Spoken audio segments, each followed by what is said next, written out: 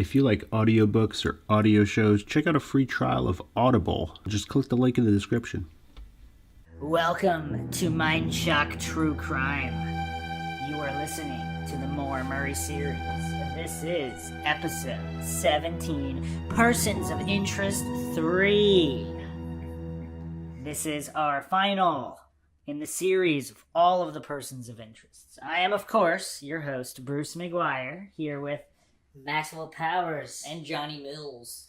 And we will be going over the persons of interest in Amherst and Massachusetts.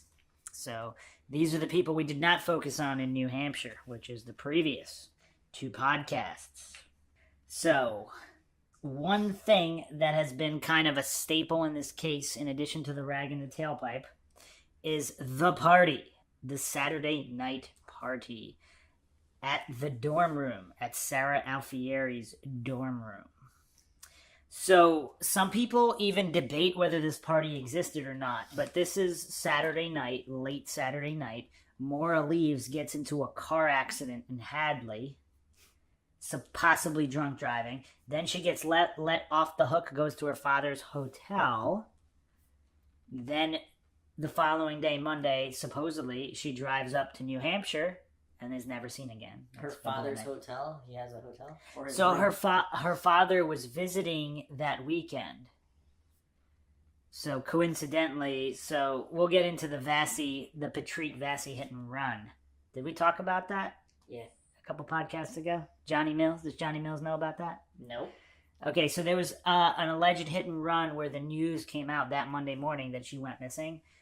The news came out at UMass that there was a hit and run, and one of their students, Petri Vassi, was in a coma and might not even survive.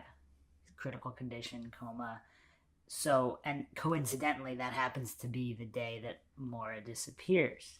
So, and he got hit Thursday night, a little after midnight, which happens to be around the time that Maura was on the phone with Billy. Also, the Thursday night breakdown, one of the other staples in the case, when Maura worked security at the dorms. So supposedly the shift ends at 12 midnight. And if someone hit Petri Vassi, I mean, we talked about this in one of the earlier podcasts, she could have theoretically been on the phone with Billy while driving. I mean, we don't know. Or someone else could have taken the car, hit Petri Vassi, and then, but she had some kind of a breakdown at work. Okay, she had to be consoled, escorted back to her room. And her, according to the supervisor, Karen Mayotte, she said that Maura just said, "my sister," because she was also on the phone with her sister and Billy. She talked to both of them that night. So, and then her dad comes to town that weekend, and supposedly they go car shopping. So that Saturday night, she doesn't have her car, so they use her dad's car. So he rented a Toyota Corolla. And so they go to the party, and then after the party, she, for some reason, said she wanted to give the car back to her dad. Now, these are the words of Kate Markopoulos. So there's two friends that she has at UMass, Kate Markopoulos and Sara Alfieri. Kate Markopoulos was on the track team with her. But Maura wasn't doing track that year. She did track the previous year. So anyway, she got into a car accident that Saturday night after the party. If she was going somewhere else, possibly not her dad's hotel room, whatever. So her dad was staying at a hotel while he was in town. Does that answer your question, Johnny? In a complicated fashion. You with us, Maxwell? Yep. So, here's info about the party. In a statement released yesterday, Fred Murray revealed more information about the party that Maura Murray attended the weekend before she disappeared, which was held in the dorm room of Sara Alfieri. However, James Renner says he talked to Billy Roush, so that was Maura's boyfriend at the time, stationed in Oklahoma, on the phone, and Billy claimed the party was held off campus. So there's not even a consensus on where the party was held. I mean, it's the whole case. I mean, this is. Are you surprised, Maxwell? But there's still no conclusion to it. There's no consensus on anything in this case. I still don't know. We don't even have 100% proof she left Massachusetts and was up in New Hampshire. So there could And be someone no else- be no party? I don't know. There was most likely a gathering of some kind, just based on the timeline. But we don't know. I guess theoretically there could have been no party. Sara Alfieri claimed to have been passed out drunk the entire party. Some people say they're withholding information, which it seems that way, but would you voluntarily say to the public world, yeah, I was blackout drunk, I don't remember nothing? I mean, I guess if what you remember would be worse than looking bad from being blacked out drunk, then you would pick that. I don't know. Lightweight. Hey, who said that? Who said Sara that she Alfieri. was drunk? But who said she was drunk? Sara Alfieri. Herself. So Yes. she... In one of the only statements she ever made, yeah. We'll go over that, because these are all persons of interest. If the theory that Maura either was involved in the Petri Vassi hit and run, or knew who did it, and they wanted to silence her for whatever reason, Okay. or they were all involved in some kind of a drug thing, or Maura was a confidential informant who was involved with all these people, and they decided to terminate her. Does It's not funny. No, okay, no, but I don't know. I just What? We Does talked that- about does this. that- no, we have. I know, but does that sound outlandish to you still, or like the drug thing, or like? Wait, why did you get the feeling that it was outlandish? I'm not sure. It was just the way you said it. Just the way well, the way you said Did I it, say it it the had same- a little bit of a. It didn't Like have you, to. yeah, like you were. Well, we don't know what happened, so Yeah, I know. it's all on the table. We're trying to Okay, figure it out. Okay. I mean, at this point, I should use that tone for every single theory because they're all kind of outlandish because none of them Yeah. match anything. So he says he was told by Kate Markopoulos that there were 3 men at the party that night: Sarah's cousin and 2 friends. When they spoke, Sara told him she was asleep for most of the party, which he does not believe. She would not give him names. So now we're talking about Fred Murray. This is what they told him. He would like to know the identity of these 3 men to ask them what they might know about his daughter's actions that weekend. So we learned just last week, this is from James Renner, we learned just last week that Maura hooked up with one of these men. Additionally, it has been rumored for years that Maura left with a friend's cousin. Oh, junk. Friends. So this could be Sara Alfieri's cousin or Kate Markopoulos' cousin. We don't know. Because supposedly there was a guy with a Greek-sounding name, so that would point to Kate Markopoulos' cousin. And the police have his name and supposedly did clear him. But anyway, this is before Billy Rausch got the email from Maura about that stud thing, right? You know that email, the last. well, that email, I believe that was when she emailed Billy. Yeah, like hey, something like hey, stud. Don't I believe worry. that was the following. Well, she talked to Billy. Yeah, I believe that was Monday. So that was Because she after- talked to Billy on the phone early morning from her dad's phone when she was at the hotel. So, it was So after she the could have party. told him. Yes, she did speak to Billy. So after the I'm party. just saying like the stud thing. So is kind actually, of, you know what? I'm just saying the stud thing, like stud comment, is kind of like a. You just I made think it- She felt bad. You and just then made she- a good connection, though. Yeah. Whatever she told Billy that morning could have set off the chain of the 80 phone calls or the 50-something phone calls. That whole phone call series. And Well, I'm saying, I mean, how long have they been in a relationship before that? a couple years off and on. So I'm thinking, you don't call your boyfriend stud after 2 years. Do you know what I'm saying? Well, the email. Well, one of the points of contention: did she really write the email? Like, we know she talked to him on the phone from the phone records. So you're saying someone hacked into on her. Not even computer? anybody. Her best friend could have had her password, or her Wait, sister. as a setup or something? Like as yeah, a, yeah. as We a don't know. proof Well, we that- don't know what happened, so that's all. Not But likely, 'cause apparently, you 'cause- kind of made me think of something though. That early morning conversation with Billy on Sunday could have been a trigger point to all of Billy's actions. Like if she broke up with him on the phone, Yeah. and if Billy knew someone at UMass, I mean, there's definitely a connection we're missing. If Billy knew someone at UMass to help him with this whole setup, if he was responsible, what do you think, Johnny? Come on, say something. Just guess. Take a wild guess or something. Okay, so I mean, in our episode on Maura's other boyfriend, we actually went over the guys at the party or the possible guys. But here's some new information. After 13 years, we finally have some answers about what happened at the dorm party 2 days before Maura disappeared. In the early In the early days of the case, Maura's friends from Hanson, her hometown, spoke to her friends at UMass and also Bill Rausch.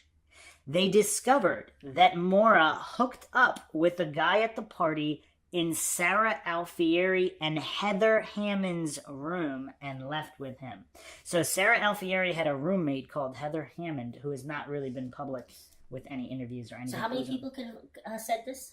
Said what? That she hooked up with someone? That dude? So there were, if Heather Hammond was present in the room, which we don't know, because she's like a ghost in this whole thing. She's never been interviewed. Yeah. Her name was in like one article. Okay. Stating that Sara Alfieri had had a roommate. Oh, and real quick point on Sara Alfieri, she actually worked with Maura at the art gallery. So Maura had 2 jobs. She worked the security desk. Art gallery, huh? Yeah, and she's the other track girl, right? Sarah? No, Kate Markopoulos is the track. So Kate Markopoulos and Sara supposedly were not good friends. We don't know. But anyway, so... Dude, I just took notes. You said Sarah was a track team girl. No. Johnny?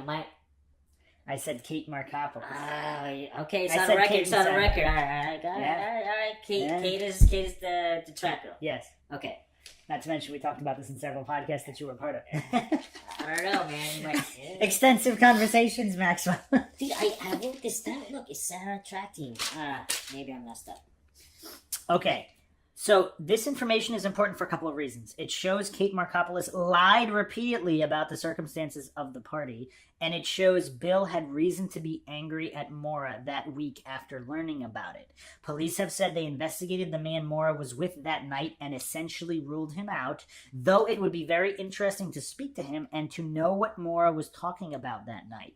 This info comes from several sources who were in the room when Maura's friends relayed this to the documentary crew. So the Oxygen Special interviewed all these people. Really? So there's witnesses to this testimony. So, but they never made the documentary, right? Like it was the Oxygen show? Yeah, but it wasn't right on it, or you mean did they air that clip? Yeah. No. Oh, okay. They did have some clips of the friends talking about other stuff. So anyway, this information is all the original source is either Kate or Sara or Heather. Probably Kate or Sara. So if Kate or Sara are lying, because this all hinges on them, they were the ones that said Maura was talking about returning her dad's car for some odd reason. What do you think, Johnny? Excellent information. All right, so Kate and Sara, let's get into these two. Some people say that Kate and Sara weren't really that close to Maura, but that is unknown. Of all the people she could be partying with that weekend, she was with Kate and Sara. She ran track with Kate, worked with Sara. Kate even went out to eat with Maura and Fred earlier that day. Usually fringe acquaintances don't really do that unless they're part of a bigger group. Also, Billy seemed to know Kate and Sara's phone numbers, both cell and dorm.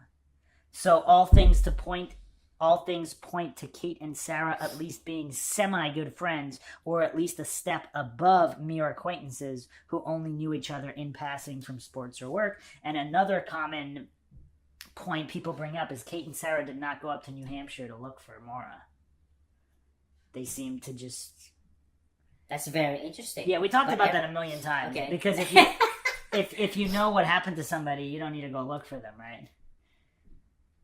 Are you being sarcastic? Wait, what do you mean? No, because you said that so matter of fact, like you're being sarcastic that we should. Unless you want to pretend to care, you would go, right? Wait, what are you saying? Well, you're saying that if you knew what happened, you wouldn't really go look and try Correct. to find her. Yes. Right. And what did you just say? I just said, unless Like they you're knew- just pretending to just go do it. So why wouldn't they pretend to care? That's a good point. I like that because so you're got it. I don't. The whole, it doesn't So make sense. right. So like, what? Are you saying people have thought of like this through like? Not about pretending to care. We didn't talk about this before. But you're saying like, why wouldn't they pretend Yes. to care? So what I'm saying That's is suspect, right? What I'm saying is but what I'm saying is, are other people have other people questioned that like Pretending to care. No, Like no, people no, no. are Have people said It's strange how come- that Kate and Sarah didn't go look. Yes, yeah, okay, yeah. okay, A bunch got of it, people. got it. That's the Okay, common I thing. didn't know that. Yeah, right. Okay. Yeah, that's a common thing. People, not necessarily that they're responsible anyway, but that they know more than they're letting on. Yeah. And Kate even went on record saying she doesn't want to get Maura in trouble. In trouble for what? Or if Kate is that afraid of Billy, did she not want to get her in trouble with Billy if she's getting another boyfriend? Now, when she said that, what was that? The Oxygen show or something? No, that was an interview with James Renner, which I will get to right now. And So who we're gonna was look. the person that said, "I'll kill you like I killed Bill Roush. That was okay. her So maybe boyfriend. that's what she is afraid of. That That's a pretty He's sick gonna joke kill- if it was a joke. he's Yeah, gonna why kill would he her. be joking about that? He was also on the anniversary of Maura's disappearance. He actually on some social media he was posting pictures of him like buying a new car, all happy and stuff. Like he's suspect. We'll get to even more stranger social media connections between Billy and some of Maura's friends. So let's go over person of interest number 1, Kate Markopoulos. So one of the friends / acquaintances, more likely a friend, possibly a very good friend, because if they're both running track and if they've both known each other pretty well, and if Maura doesn't really have too many other people. But, okay, so, again, from James Renner, UMass law enforcement told me Kate was very uncooperative, and when interviewed days after the party on campus, could not identify a single other person there. Nobody even knew Sara Alfieri had a roommate until about a year ago. Heather Hammond was likely a third member of that party and has never said boo about Maura. Kate did speak to Renner initially. Now here's another point. We brought this up before. In every other missing person case, friends, acquaintances, people that work with them, they're on the news talking about it. Like, you know? They're interviewed, they're promoting, they're trying to help, spread the word so people can help find their friend. Right? So do you believe it's strange that all these people don't want to say anything? Yeah. And police have said they were uncooperative. He just said that Maura would get mad or something, right? Kate said So that. what Yeah. what is she hiding? What did she do? Like, That would get her into trouble. Yeah, I don't know. They're talking. And even about, if that was initially after. Now, all these years later, it's 14 years later, who cares about think what that little trouble? If it was some little thing, who cares now? Why would You're saying they're still uncooperative today? Right, yeah. And when they asked about that, they knew that she was dead. And No, nobody knew that she's Maybe missing. she We could still say- don't know that she's dead. Technically, she could still be Why alive. would they say she would be mad? Well, let's if they not said mad, something? but she didn't want to get her into trouble. Oh, get in trouble. Get for more what, into though? trouble. For telling. For saying whatever they were going to say. But So I guess what James Renner's insinuating is she hooked up with a guy, so that would get more into trouble, unless they're referring to some kind of confidential informant or drug deal thing. So anyway, So from James Renner's book, so he wrote a whole book on Maura. Obviously, this is from his book. I found a list of Maura's UMass teammates online, and the first person who replied to my messages was a woman named Nastaran Shams. That's pronounced Nast-Ran in New English, by the way, but she goes by Nast. Nast majored in psychology and microbiology at UMass and was also a multi-eventer for the track team. Maura was shy but extremely ambitious, Nast told me one night over the phone. She was just wonderful. Everyone who knew her loved her. Maura's reputation preceded her literally. Nast had heard rumors about this big deal runner chick who was transferring from West Point, and she was gorgeous to boot. But when Maura finally arrived, she carried no ego. Nast did the introductions and invited her to a party. Soon, Maura was friends with everyone on the team, and particularly close with Kate Markopoulos. So this is coming from another teammate. But Maura's demeanor suddenly changed the winter before she disappeared. I was told she'd been injured, Nast said, and when I was told she was sick, We were gearing up for spring track and she wasn't there. This was going into our senior year. After Maura went missing, nobody told the track team for a while. Nast heard a rumor that something bad had happened, but didn't know what. Kate had vanished too. She'd stopped coming to practice. About a week later, they were told that Maura had disappeared in New Hampshire. Investigators showed up at practice. Don't mind them, the coach said. Just answer their questions truthfully. "We didn't see Kate at all," said Nast. "I don't know if she took a leave of absence or what." But Kate really closed up after that. She disappeared for a while. When she came back, she'd lost all this weight. She kicked butt. She must have taken it out on the track. Kate never talked about Maura again. I asked her if anything ever came of the men she tried to set Maura up with. "Well," she said, "there was this one, Hossein Baghdadi." Remember him, Maxwell? No. Yeah, we talked about him a bunch. Who is he? He was our assistant track coach, a volunteer grad student. Okay. He had an interest in Maura. She had an interest in him. I'm pretty sure he and Kate and Maura hung out. So this is from a track. So we didn't have this information before. But I think Maura wanted to keep that secret. Every time we were together and Haas was there, they were really comfortable with each other. That indicated to me that they also hung out together outside of our group. But Haas wanted to keep his position with the team, so it wasn't something that could happen in the open. Even though he was a grad student. So he's technically a student, but also assistant coach. So what do you think, Johnny?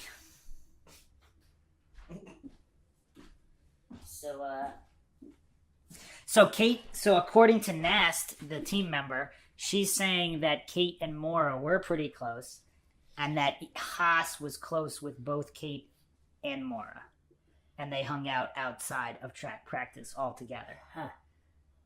Did they ever get in trouble during? Like, did the assistant coach ever get in trouble during that time? What do you mean Like, trouble? Like the head coach talking to the assistant coach, like, "Hey, don't hang out with them," that kind of thing. But he's a student too. He's a grad student, so he's only a couple years. It wasn't a big deal to the. I'm sure it would be because he was technically the assistant coach as well. So it was. I mean, so nobody that's what knew I about mean. it though. I don't think that. Why would the head coach know about it? Yeah, it was on the down low. Okay, got it. All right. If anyone has insight into where Maura was heading that night she disappeared, it was Kate Markopoulos, Maura's best friend at UMass. But ever since Maura went missing, Kate has kept mum. She was quoted only once in early newspaper accounts and gave no useful information. When asked about her best friend, she kept it vague. She took care of stuff on her own. That's Maura. That was in quotes. She was never actively involved in the searches for her friend. After weeks of my trying to contact her, Kate finally called me one evening. Kate provided a lot of inconsequential details. She and Maura liked watching Bottle Rocket, a movie about a couple of friends who steal some money and then go into hiding until they're caught by police.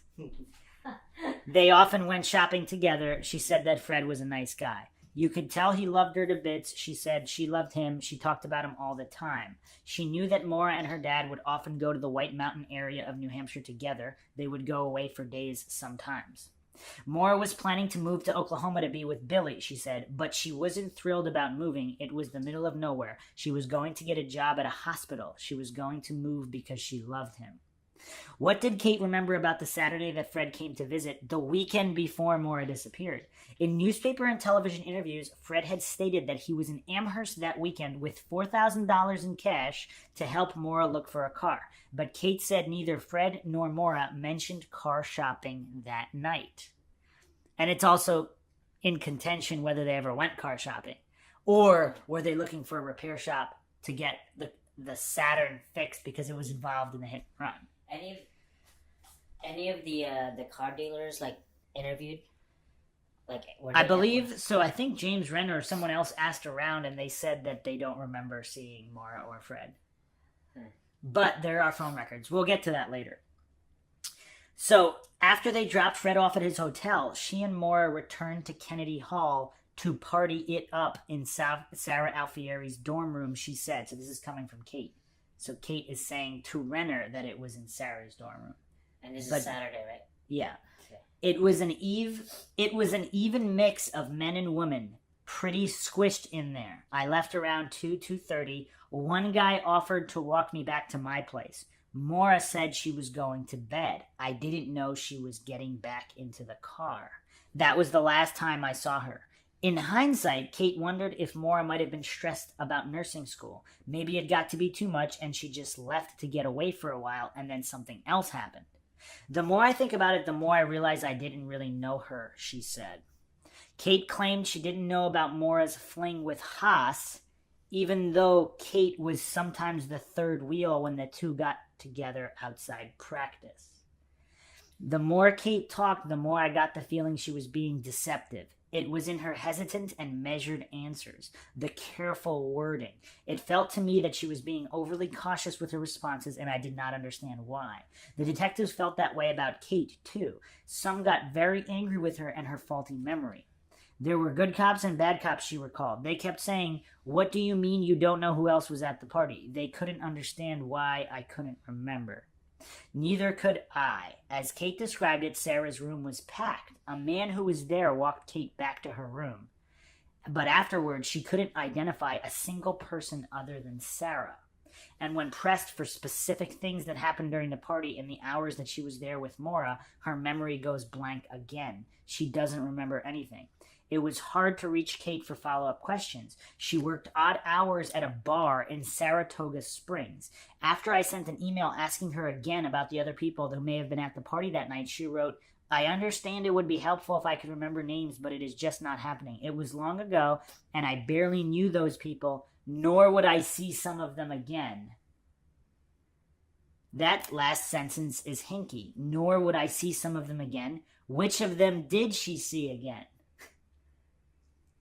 After this awkward conversation, I placed Kate at the top of my short list of possibilities for the tandem driver. Haas was on there too, and Fred for that matter. Nothing Kate told me made much sense.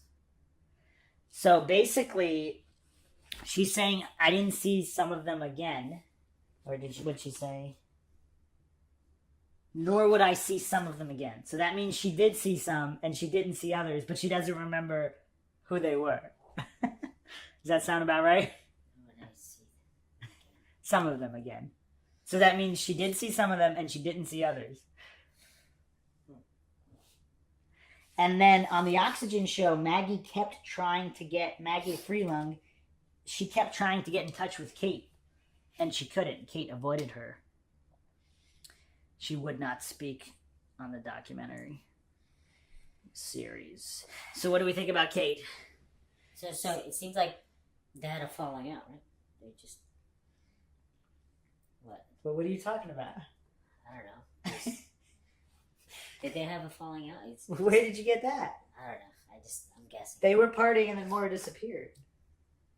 If you want to bring up a new theory that they had a falling out, that's a possibility. We've never talked about that before. If it was a drug thing or a CI thing and then they had a falling out. If Kate is your suspect. So I think what Nast, the other teammate, had said she wasn't at practice, but Kate did compete, though. I think the weekend after, or it was 2 weekends after, Kate still competed at a track meet. So, and I think the track coach wasn't helpful when James Renner tried to get in touch. So nobody was helpful. Everybody's hush-hush. So there's obviously something else going on. Now, the FBI didn't... I can see how the assistant coach was kind of like, off. I can see how the assistant coach is a little bit, hesitant to talk just because... The assistant? Haas wasn't hesitant. He talked to James Renner. Oh, really? I'm talking about the head coach now. Oh, okay. Oh, never mind. So the FBI did investigate early on. What if the FBI told everybody not to talk? Not even to the local police. That would explain everything, right? Because then if they told the whole truth to the FBI and there's something else going on, and the FBI said you can't even tell anybody, not even local police, then all this makes sense, right? Would FBI even do that though? Like, do they do that? How would we know? Do they ever say that? If it was something that involved with a bigger investigation, why wouldn't they say that? If what the information they had could potentially... Okay. But what if one of them actually says something and it, they release information accidentally or on purpose? I don't know. We have very little information in this case, so what do we think of Kate overall? Definitely hiding something, right? You don't think so? I don't know. I'm not really sure.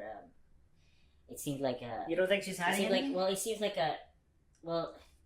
the relationship was good throughout until she last saw her, right? And then she's all of a sudden quiet, like she won't get interviewed by Maggie, you said, right? Kate, correct. Kate. Like she won't. No, but talk she to wouldn't Maggie. talk to any. Well, she did some brief interviews early on, and that's it. I mean, she's probably naturally quiet and introverted anyway. How would you know guessing, that? I'm guessing. I don't know. Why would you guess that? Because I don't know. A big time athlete that parties a lot seems like a classic extrovert to me. How do you know she parties? Well, we just read it. Well, they party. She goes shopping with Maura. They go party with Haas. Well, I've gone to parties and I'm introverted, so like I don't know. Were you also on a track team? Not a track team, but you know, a couple of teams. I don't know what to think. What do you think? About Kate? Well, I just said she's obviously holding back some kind of information. What do you think, Johnny? Yeah, I guess so. And if she wasn't at practice that whole week, where was she? Well, I always think like if one of my friends like went missing and possibly dead, and you know reporters keep coming to me, asking me shit, like I think eventually for me, I think I'd be put off. I'd be like, fuck this shit. I don't want to talk I anymore. know, but like, that's a little different than the police detectives asking you for names and you refusing to give names to the police detectives.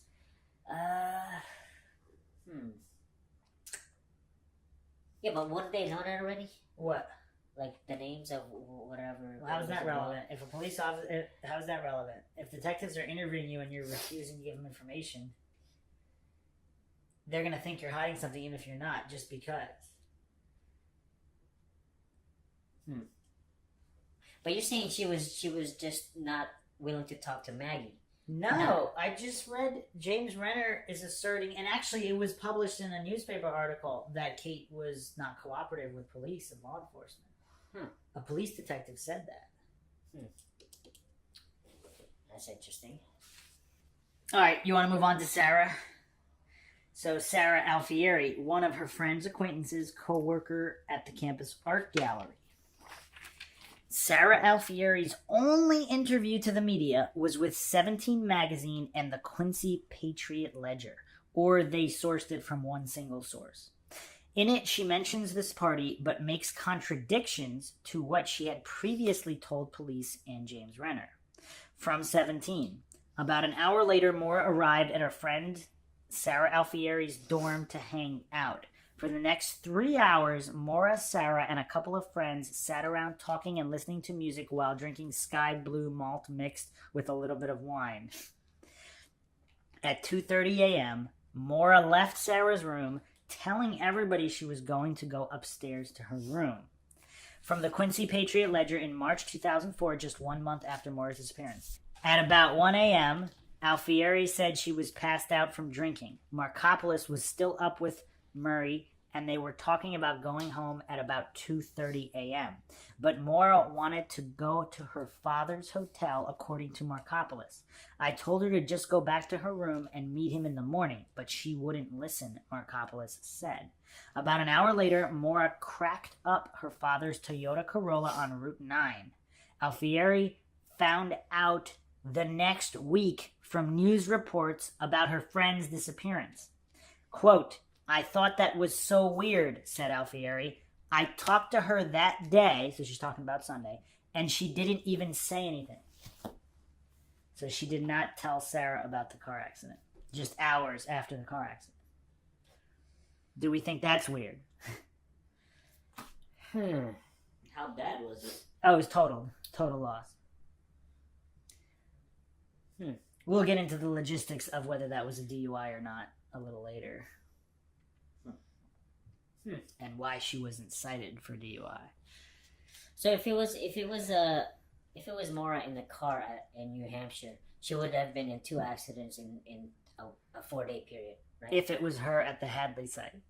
If it was her at both car accidents, yes. Okay. If it was her at 1, it would be 1. If it was her at 0, it would be 0.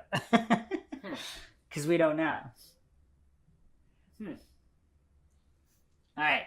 So, from James Renner's book, My next stop was Sara Alfieri. Sara had hosted the dorm party the night Maura wrecked her father's car. She had never returned my emails or calls. Sara keeps an unlisted number, and she lives in the greater Boston area where she works as a staff accountant for TripAdvisor. It was dark by the time I knocked on her door. Her response when I introduced myself was complete shock. I have never seen someone react so viscerally to a drop-in, and I've dropped in on serial killers. She blanched. How did you find me? What happened the night of the party, Sara? I can't talk about that, she yelled. She slammed the door. I left my number, but she never called. It was what I expected, but I am still confounded by the way Maura's friends and family have shut out the media. This is a missing persons case. Most families of a missing person would kill to have this kind of attention. Not the Murrays, not Maura's friends. At some point, you have to start asking why. Did you hear that, Maxwell? Yeah. So he said she reacted worse than serial killers that he dropped in on. And she said she can't talk about Sara. What do you mean by worse? Didn't you hear the account of the reaction when he showed up on her doorstep? No? How did she react? Oh, man. So she just said she just reacted viscerally, he said, and she just said, "How did you find me?" And he asked, "What happened the night of the party, Sara?" And she yelled, "I can't talk about that," and slammed the door. Specifically about the part, I don't know, anything to do with Maura. Did the FBI threaten her, or did someone else threaten her? Because would they really react that way if it was just about protecting Maura, whatever Maura was doing? They'd probably be a little more calm about it and just say, "Yeah, I'm not talking about it." But if she had that kind of a reaction, it seems like someone threatened her, or she was instructed by some kind of government officials. I don't know. Wait, well, how do you think? Okay, what's a good friend's reaction would be like if someone? This is James Renner knocking on the door, right? Right? Well, the parents of the friends invited him in. I'll get to those interviews later, but he got invited in and they had a conversation.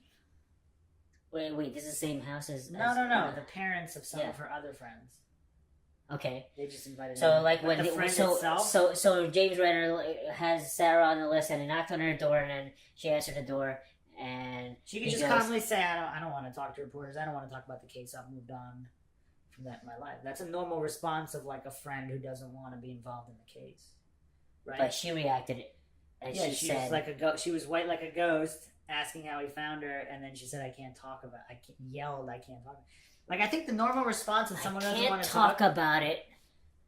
I can't talk about that. I think the normal response is, I don't want to be interviewed. I don't want, that was like very upsetting. I don't want to be involved, or I just don't want to be interviewed. I hope you find Maura. Like, if there's anything else I can do other than interview,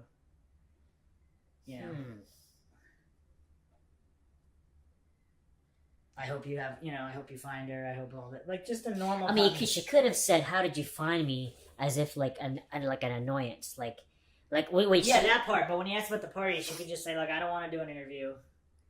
Like, I just don't want to be part of that, or it's too upsetting to talk about. If there's anything else I can do other than that, or good luck in, with figuring it out. I hope you find her."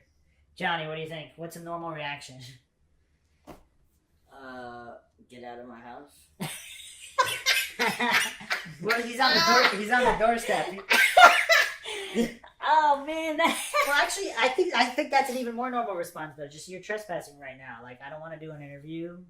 Like, if he I see what you mean. You can actually, that's a good reaction. If he called and scheduled it and whatnot, like, well, he tried to, but she didn't return any calls. Yeah, then I wouldn't have either. Like, I don't know if it's not something I care about or want to do. Like. But you wouldn't even say, I'm not going to do any interview. Like, if there's anything else other than an interview, like, if you really wanted your friend found, wouldn't you be like, okay, well, I'm not comfortable doing interviews. You can find him too upset, whatever. But if there's anything else I can do. It depends on the person. If they just don't want to be part of it, they'll just ignore it. You could just ignore it, I guess. It can also be wrong timing, too. I mean, like, it's possible. Well, apparently he's tried for years. So like even if it wasn't. yeah, like this is the first ongoing time. for years. No, this is ongoing for years. So she's been avoiding him? Yeah, all of them have. Pay attention, Maxwell. Wait. Sarah has been avoiding everyone. James Renner has been yes for years. James Renner has been doing this investigation for years. Is he done? With the investigation. So wait, I how don't long? know, How long did it possibly. take for? How long did it take for him to get to Sarah? I mean, he continued updating his blog well after his book was Wait, published. okay, So wait, it I got wasn't- it. Okay. She reacted that way because she's been telling him off, right? And then all of a sudden he was on her Yeah. doorstep. And then she said, "How did you find me?" Okay. Right? Is that what Yeah. you're telling? Is that what you're saying? Yeah, but then she also said I can't talk about it specifically about the party. Why can't? She could just be like, I'm not talking to you. Why I did can't she talk about the specific- party. Maybe she specifically- hooked up with some dude and like he hurt her feelings and then she didn't want to Well, talk why about not the just party. say? because- Why not just say get out of here? Like you're a scumbag reporter. Leave me alone. Why say I can't talk? Can't. I don't want to talk. I can't talk about it. Okay. How about just get out of here? You're trespassing. I'm calling the police. Okay. All right. Unless something happened at the party that nobody should know about. Like she hooked up with somebody else, but Yeah, like, that could is also that be- really that big of a deal to the point where you want to prevent her from being found if her life is in danger? I don't know. And even besides that, maybe something else happened. Well, yeah, we don't know what really happened, Yeah. so and that might have not even happened really. We don't know anything. Maybe that's the cover. Yeah. So that could be the cover for what really happened. So Heather Hammond is never talked about. So this is Sara Alfieri's roommate. So her existence was pretty much kept secret. No one even knew Sara had a roommate until years and years later. So it's very possible she was at the party, right? If she's sort of friendly with the roommate. So she could have been at the party. She's never talked. So, which is also, I mean, if you look at the whole thing as a whole, it's not like she has this one friend who is talking and giving interviews and saying all these things. It's like all these people that were close to her are not talking, except for Haas, which we'll get to him in a moment. But other than Haas, it seems none of these other friends are talking about Maura. So it's Kate, Sarah, and who else? Well, Heather Hammond, her roommate, and now So let's Heather Hammond is the ghost that's like never in anything except for one. right. one And there was party. also, I mean, there's more people here. There's one of her friends lived close to UMass from her hometown that supposedly she never saw or talked to. But let's get the next one on the list is Andrea Connolly. So Oh, this is shit. this Who's is her Whitman Hanson high school friend who did give an interview. She said, military just wasn't for her, said Andrea Connolly, a high school friend who ran on the track team with Maura in high school. Her friend's cabin is where the Goshen New Year's Eve party took place. Remember the New Her Year's Eve party? friend's cabin? You remember the New Year's Eve party? I do not. I am Well, shocked. What does that, Maxwell. wait, what does that have to do with it? What So does the that- previous New Year's Eve party, they were all her and her high school friends were at a party with David Whalen. Remember David Whalen, the No. poker player? I don't. You got to pay attention on the podcast. Okay. Maxwell. They- Well, he was just a person of interest that we have discussed previously. okay. So he was the only guy at that party. So that party, that house, because that house is not that far from the crash site in New Hampshire. This is a cabin in New Hampshire. Okay. So How far? how well, many we, minutes we you already drive? talked about that. It's like an hour and a half. I'm just trying to get. Okay, got it. Okay. So that It's not crazy, how, is that New Year's Eve party, that house was next to Maura Murray's supposed crash site. Not super close to, but about an hour and a half away. Yeah. And that house, the police searched that house when she went missing, however much time after. They were interested in that location.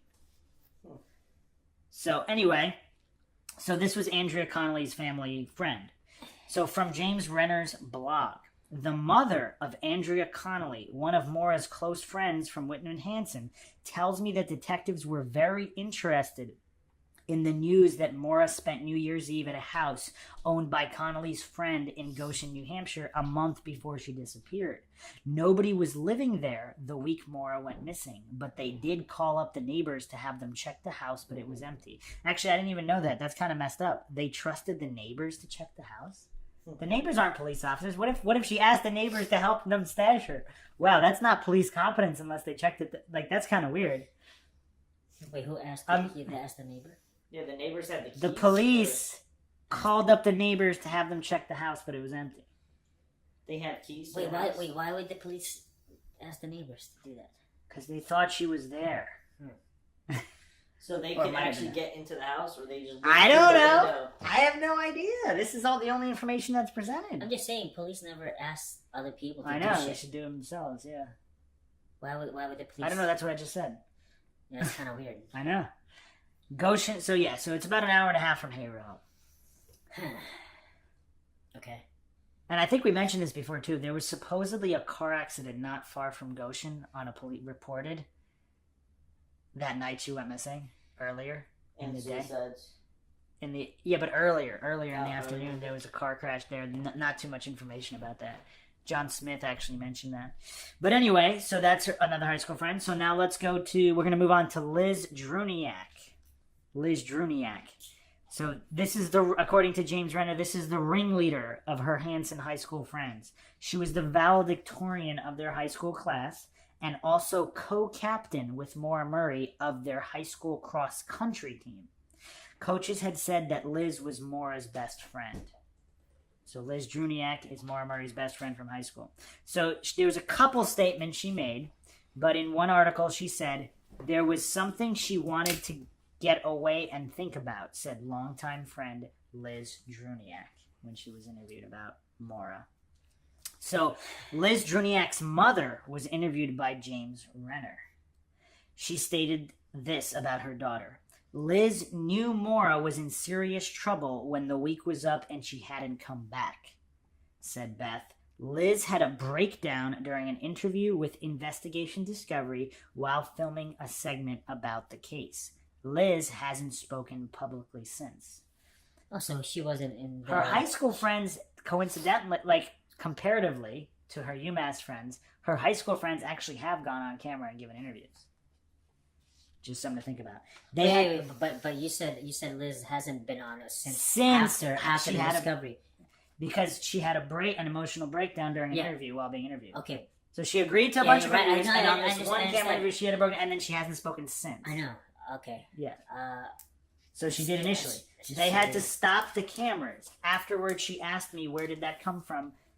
I told her, you buried it. It had to come out sometime.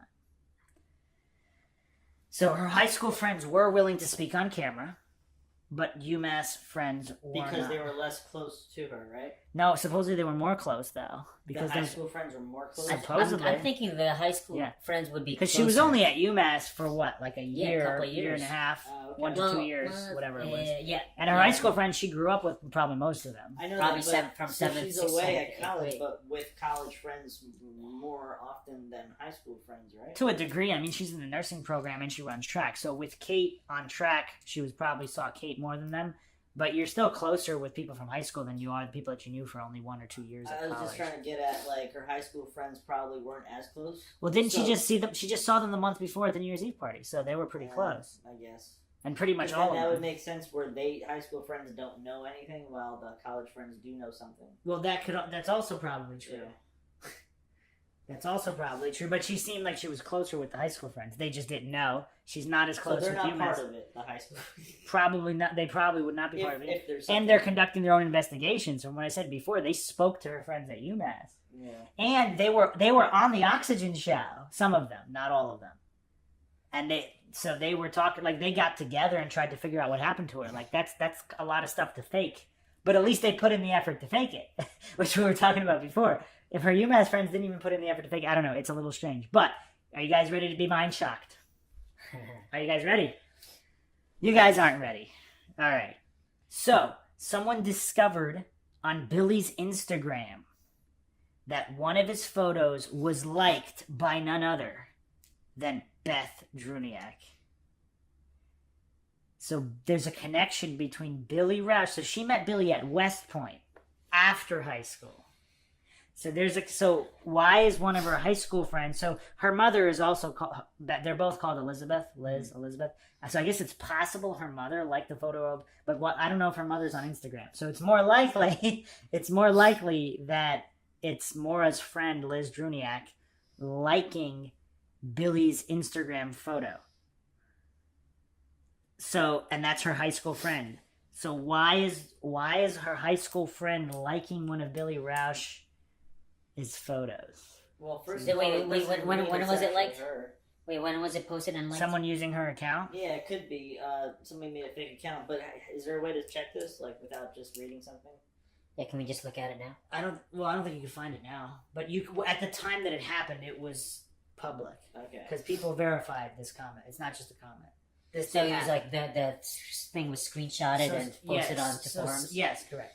So someone with the name, but I believe it was her, unless it was a fake account that had her real pic. I don't know. Someone went to, if it was fake, it was a lot of trouble fake. It wasn't just just the name. So it's possible that it was really her. Maybe she was just drunk and just hit the like by accident. I don't know. But why is she even connected to him?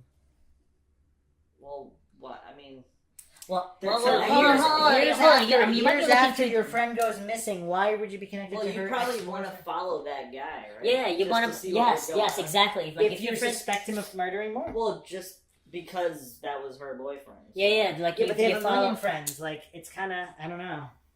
No, it's It's common- not. It's not like no, like it's no, but common it's not like the practice. situation. How is it? This situation has never come up with any other characters in this case ever. So this is the I don't know, only this might time. be looking at it too deep. Like you follow Maxwell, like Maxwell. Yeah, but hold on, Maxwell. How come none of her other friends have ever had any kind of connection like this, and nobody else they liked her? probably They didn't. People Well, scour this. they There's probably- people that are obsessed with this case. That maybe scour. he's an it. asshole. Was he an asshole? Supposedly, he got fired for alleged sexual harassment, and he's actually being sued. There's a criminal case against him with multiple women. Right now. Yeah, with multiple women. What's so his Instagram? He was really nice in the Yeah. interviews. by He the probably way. doesn't have one like anymore. that How do you spell his old last interview. name? RAUS. I Billy Roush. That's good. I don't know how to spell Billy Roush.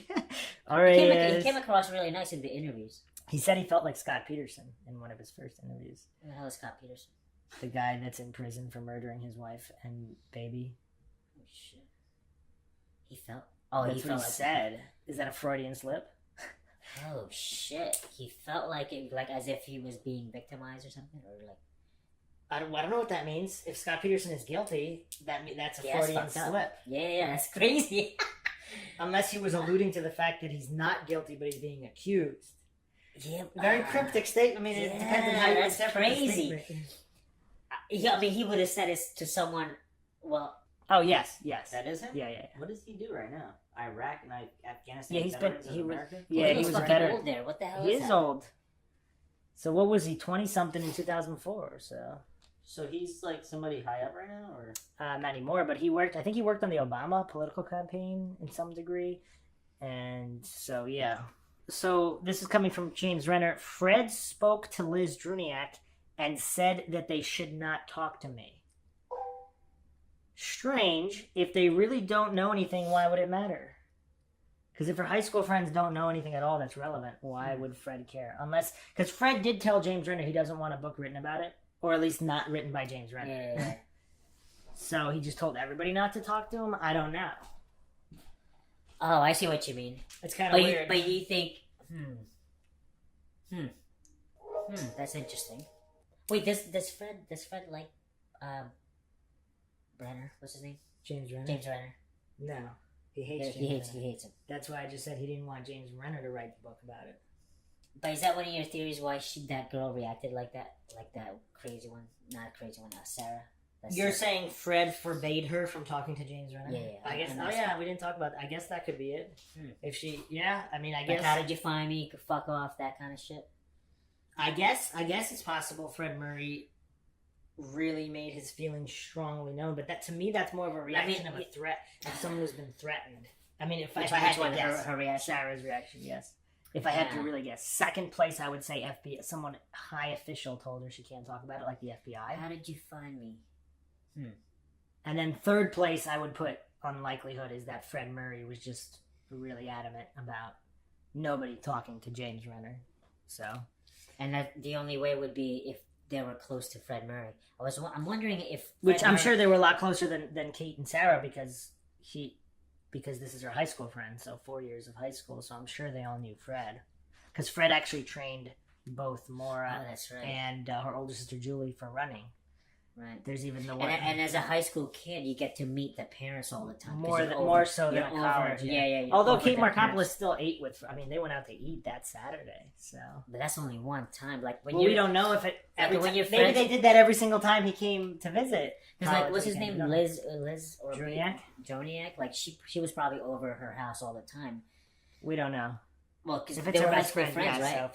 So she talked to Fred all the time, probably. Probably, yeah. So yeah, that could be true. But she's let's move on to this. So let's move on to this from James Renner's book. The next day, I popped in on two of Maura's childhood friends, Liz Drewniak and Katie Jones. In both cases, their husbands came to the door and told me that the woman didn't have anything to say. They were nice enough about it.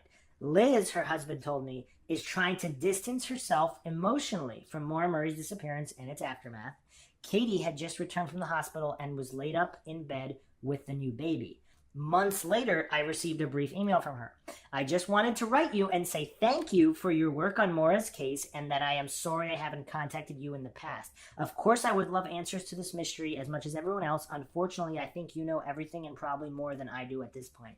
That's a relatively sane, normal email response. And I don't think he contacted... I mean, I'm guessing he didn't really follow up with that, because what can you follow up with that? If Sarah had sent that email in response... I mean, I don't know, maybe James Renner wouldn't be convinced, but that's a little bit more normal. But that's his... And I believe her high school friends did go up to New Hampshire to look for her. At least some of them. Just nobody from UMass. But I'm sure Renner always emailed people he wanted to interview first, right? It's not like he would knock on the door first. Yeah. He would email or phone call. Because some of the interviews were done all by phone. He didn't even go in person. So what do we think about the high school friends? Johnny postulates that they don't know what happened, which is why they were more willing to do interviews except for Liz Drewniak. But if she was close to Fred... she would have respected him enough to not talk to James Renner if she was so instructed. It is interesting to see if she would talk to someone else, though. If she would talk to a different investigator. She would talk to me. All right, Maxwell, you're on the case. You're getting dispatched into the field. Liz, call me. No. Well, she's definitely closer to Fred, most likely. Just because she was over her house, I'm sure, many times. Okay. And if Fred said to Liz, "Don't talk to anyone ever," she would respect him for that. Probably. Most likely. So, yeah. I don't know what else to say, but Johnny Mills. Thoughts? Any more thoughts, comments? Wait, let me do the Johnny Mills. Johnny Mills, any comments? Maxwell, it's my turn. What? Anything to add, Maxwell? I've added my stuff, man. That's your turn. I'm adding. Come on, Johnny Mills. Weren't you paying attention? Oh, man. I'm just the sound guy. So, there were 3 guys at the party. Was Sarah's cousin one of them? So, now this is from James Renner. To us, it's all conjecture. Interesting, the cops got to him and not Fred. So I guess they did tell the police officers who the 3 guys were, but they didn't tell Fred. Wait, why would Fred need to know? Because he asked them. He's trying to find his missing daughter. Of course he talked to Kate and Sarah. Wait. So it's after Fred asked these girls, and she never told him. But when the cops unless they did tell him, and then he said they didn't. I don't know. This is coming from James Renner. So wait, hold on. There's something significant, possibly. I don't know, but don't you think they might have been embarrassed to tell him where she was? That Maura hooked up with a guy to party. Yeah, but they didn't, because they did tell him that. They just didn't give him the names of the 3. Wait, they did tell him that. They told him, "Oh yeah, she was hooking up with some dude." Yes. Well, he was because he kept saying, "Let's focus on." From Haverhill onward, and what happened before is not important. Because I guess he didn't... We talked about this on a couple podcasts, Maxwell. But anyway, so he did track down one guy. I think I know who. Fred said he spent the first 2 years tracking him down. He found him at his house or apartment. When he opened the door, the guy said, "I knew you were coming," to Fred Murray. That's messed up. apparently he did tell him stuff, and so on Fred's interview... Actually, that's not too messed up because Fred is known to have been looking for Maura. So Of course. So, yeah. And obviously one of the last guys to see Maura would know about the case. Yeah, got it. Supposedly, Renner said that these guys were in prominent status in the area, and any suspicions were quickly set aside. So, if these guys were somehow connected to either law enforcement, politicians, or whoever, the dean at the college, I mean, whatever it was, they kind of weren't really investigated by the police. So maybe they did have something to do with what happened to Maura, if something happened to Maura. Here's another crazy conspiracy angle. What if the ATM footage they released wasn't from that Monday? What if... That's interesting. Obviously, we can't... It doesn't have the date on it? And wasn't there more Wait, what was the location? Yeah, there was more footage. Supposedly, they cut people out of the video. Oh, and the ATM footage? Yeah. What was the location of the ATM? Where was it? Amherst. So that's closer to her school. Her school's in Amherst, yeah, so a couple blocks from campus. We don't have her leaving Massachusetts. We don't have her leaving the Amherst And area. that car was her car? Or The Saturn, it was registered to Fred Murray. Okay. You talking about the Saturn, the one that the ended up Saturn in New crashed. Hampshire? Yeah. Because there's also the Corolla that crashed in Yeah. Hadley. Who's Cecil? We don't know who Cecil is. Who's James Renner again? Next one? Okay, so these three guys. So Fred said the story. So he kind of said he doesn't think that these guys were involved, or at least not the guy that he tracked down. Would be interesting to know whether that guy had a red truck or not. But so again, if we call into question the date of the ATM footage, then everything is called into question. Did she leave Massachusetts? Did she leave Amherst? So if we're calling that, because we do know... So if you stayed in Amherst, you're saying that someone drove the Saturn, yes. That's yeah, the but theory. there was remember the liquor store with the receipt and stuff like that, Yes, there's the sighting at the Butsons. which was really close to The crash site. The crash site. In Woodsville, yes. But Close then to no one has confirmed who that person looked like. She said it did look like Maura, and then Okay. she had two friends with her, which possibly could have been Kate and Sarah. However, I mean, Maura's other sister, Kathleen, sort of looks like her. Probably not super close. I mean, I don't know. Okay. Some people theorize that it was Kathleen because of Butch Atwood. Who's Butch Atwood again, Maxwell? The bus driver that parked Oh. reversed. Oh! Damn! I was going to say the reverse bus parking. That was very. And he The stayed on alleged- his bus and did paperwork for like an hour. Oh, one thing we didn't mention, Barbara Atwood, his common law wife, was interviewed, and she said Butch did not go back out to look for Maura when he did, when Cecil recruited him to go drive around. Just another little inconsistency. That's really weird. But did Butch Atwood say that he did? Yes, and so did Cecil Smith, and so did everyone else at the scene, and so did all the private investigators. She could have gone to the bathroom or something, and then didn't notice that he left. I don't know. I guess. I'm just For guessing. 40 minutes. But okay. Anyway. All right, so she was watching a show. moving on to the next person of interest. We talked about her before. Martha Nagle. Johnny knows who this is. What the hell is She that? makes bagels. So we mentioned this before. A nurse who had some strange email exchanges with James Renner. I needed to know more about Maura's classmates at UMass too. At the time she disappeared, Maura was completing her clinicals, a major requirement for her nursing degree. Clinicals are a way for students to gain firsthand experience in nursing before graduation. It's the hardest part of the program, the moment where students finally find out if they can cut it or not. Maura was in a class of 70, which was divided into smaller groups of 6 to 8. Bonds formed quickly. On top of this, Maura's course load that last semester was brutal. She was taking classes in pharmacology, mental health, and maternity in addition to a research class. With a little help from my irregulars, that's what James Renner calls his blog followers, I discovered the names of the other students in Maura's clinical group. So he names a bunch of students and Martha Nagle. Maura carpooled with these students during her rotations 2 days a week. They divided their time between Norwood Hospital's labor and delivery unit and the Providence Behavioral Health Hospital in Holyoke, reporting to the staff at 7 a.m. They were assigned patients and worked until 2 p.m. Then they would carpool back to UMass. Classmates described Maura as very quiet, reserved. After Maura disappeared, a detective came to speak to them, asking what they knew about her character, but there wasn't much they could offer police. It wasn't like Maura wanted to hang out after clinicals or anything. Of course, I found an extra layer of weirdness while researching Maura's clinicals. Everything about this case is odd. It's always hard to know what is a clue and what is just another bizarre coincidence. Here's what happened. When I contacted Martha Nagle via Facebook, I got this message back. I'd like to help, but I'm also related to Maura, and I don't feel comfortable talking about this with you, only out of respect for Maura's family. Thank you anyway. Good luck with your research.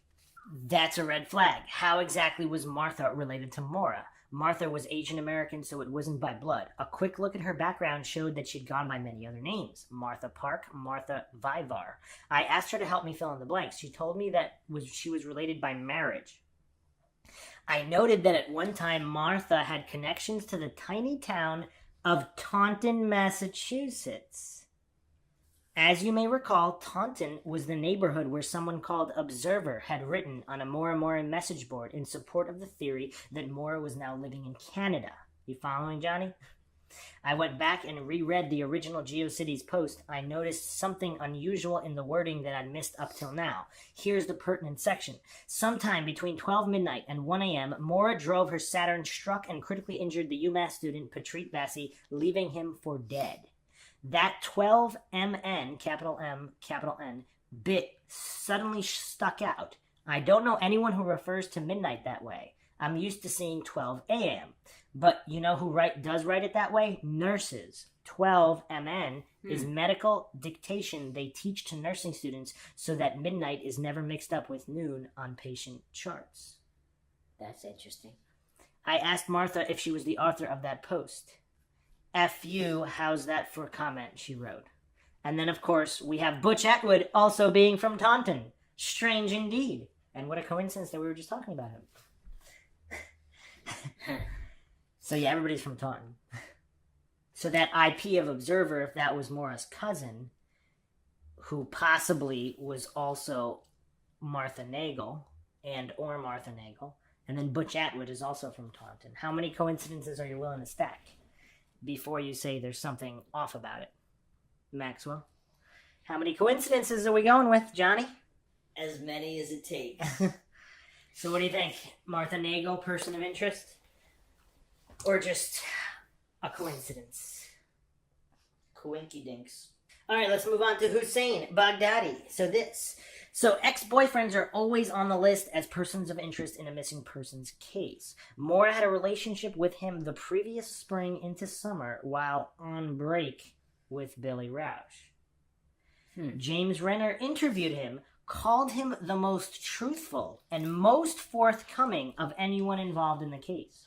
However, he was approachable, but he has stopped answering calls and emails. So initially, he was very forthcoming, and James Renner felt the most trustworthy out of anybody. He said Maura talked about running away. James Renner also mentioned another interesting thing Haas said was that Maura never once mentioned her father. In fact, he assumed her father was dead.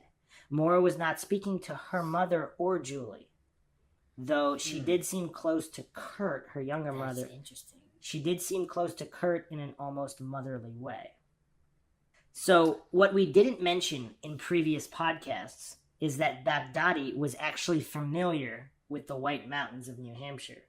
He went fly fishing there, and he was also active in the outing club, so he knew about the outing cabin in Bethlehem, New Hampshire, where some suspect Maura might have been heading.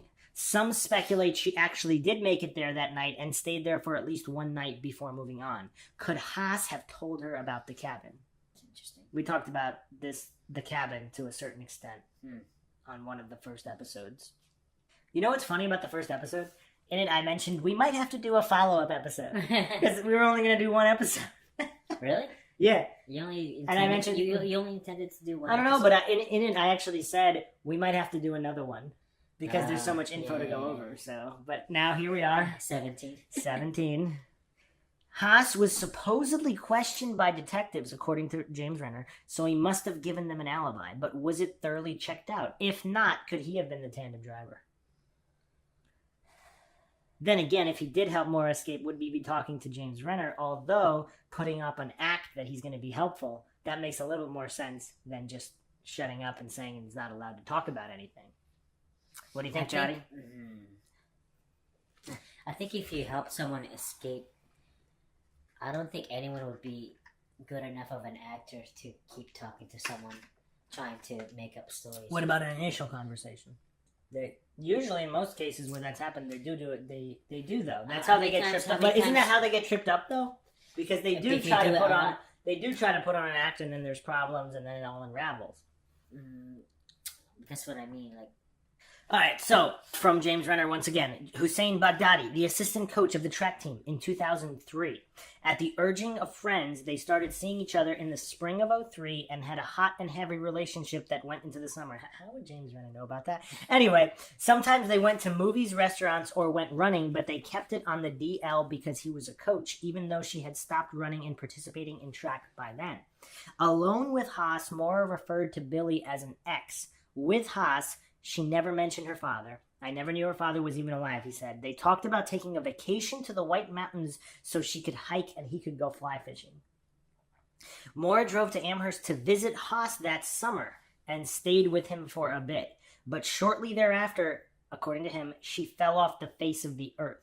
She stopped returning his phone calls, stopped answering his emails. When they returned to UMass in the fall of 2003, Maura explained that she'd gotten back with Billy. He seemed very chauvinistic, says Haas. He wanted her to be in certain places at certain times. He was checking up on her. I think he was demanding with her, but that's just the impression I got. He also got the impression from Maura that Billy could get physical. She felt she couldn't really get away from him. After Maura went missing, detectives visited Haas and he shared what he knew with them. One of the things he shared was a conversation he said he had with Maura when they were alone one day. She talked about running away, she said. I wish I could disappear. When I heard she was missing, I thought, holy crap, maybe she did it. Later, he learned she'd been sleeping with other members of the track team. She was very promiscuous, it turns out. But that doesn't change the image he had in his mind of the bubbly girl he fell for. She was super energetic, always seemed happy, but she was sad too underneath. Okay, so a couple things stick out about Haas. One, if you were responsible for killing her, wouldn't you want to cover that up by being helpful and by also saying, oh yeah, she talked about running away. She ran away. Now the suspicion of that is off yourself, and you are helpful to detectives, unlike Kate. And here's the other thing: if he's like a jilted ex, he's gonna be saying, oh, she was promiscuous, this and that, even if it's not true, right? So we can't take that at his word. And if he's trying to cast blame on Billy a little bit, he's going to call him chauvinistic and physical and all that. And that might be true, but he might not know that's true.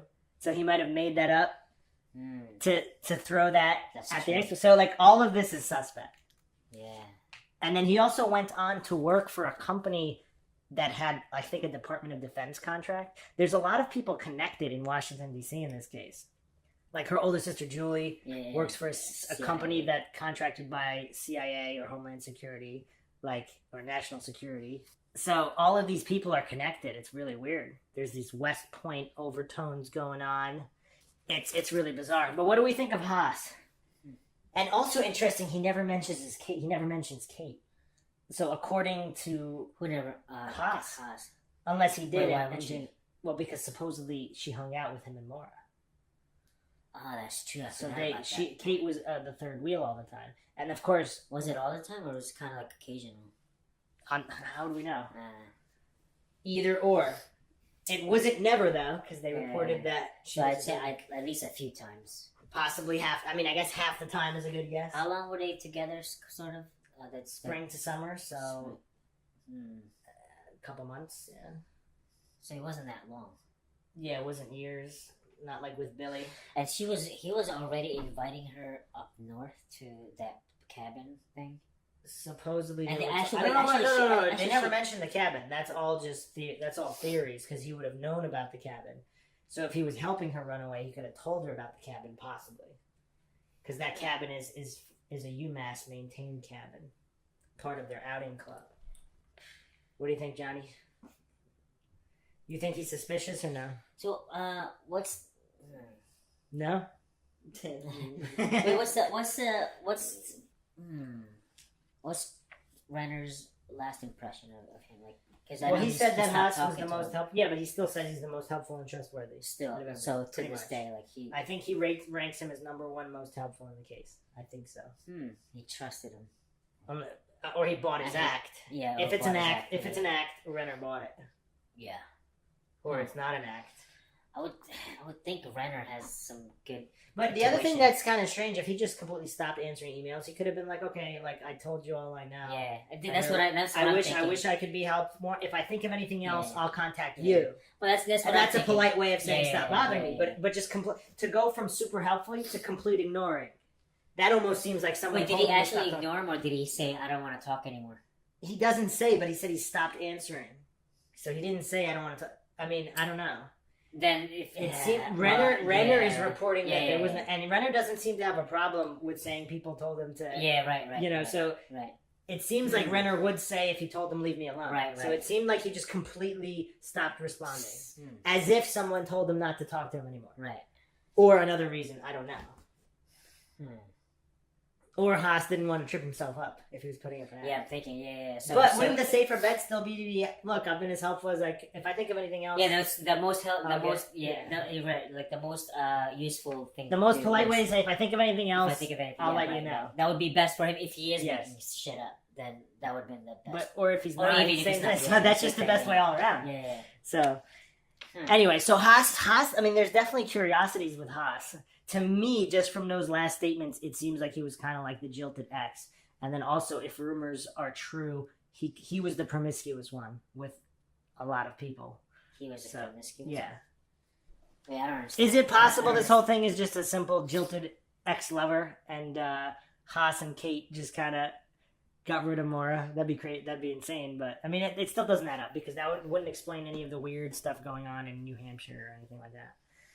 And all the police issues. But, all right, any other final thoughts on Haas? No? No. All right, let's move on to David Whalen. So I just mentioned him briefly. Another man in Maura's life was David Whalen, the poker player. So we discussed him before, including a very strange interview with his mother, but by all accounts, not an ex-boyfriend or even a close friend, more of a friend of Maura's friends. But he did share a cabin with Maura and her female friends in Goshen during the New Year's Eve party. He was also rumored to have been living near Sherbrooke, Canada, where Maura was supposedly sighted. A quick recap of Whalen from James Renner's book. There's a young man in a photograph with Maura that was posted on the family's website. It was taken at a restaurant not long before she disappeared. The man is handsome and exotic. He looks slightly Asian. He is sitting beside Maura and they're smiling. They seem to be enjoying each other's company. His name is David Whalen, and I wanted to talk to him just to get more background stories about Maura. But when I went to track him down, I couldn't find a Facebook page or an email address or really anything other than his current ranking in the professional poker circuit. Over the last few years, David has made over $100,000 playing cards. Some of it is online poker, so it's hard to tell exactly how much he's banked, but it's a lot. He's good, and he keeps a very low profile. I posted his picture on my blog and asked him to contact me for an interview. I didn't get any bites for months. And then I heard from a man named Sean, another high-stakes poker player who often sat across from David at high-stakes tables. Admittedly, I am not very well versed in the case, but overall I saw a quick blip related to the Londonderry ping, which I believe may have been the last outbound call to Maura's phone. The first thing that jumped out to me about that particular region is the proximity to both Rockingham Park and the Seabrook racetrack. These places stand out to me due to them being places where one can find poker games. It's relatively common for people who are regulars at Foxwoods, particularly those living in central and northern Massachusetts, to call in ahead and see what games are running at Foxwoods. If it's not busy and game selection is poor, some people would just opt to head up to Seabrook or Salem and play lower money games in exchange for saving time and gas driving to Foxwoods.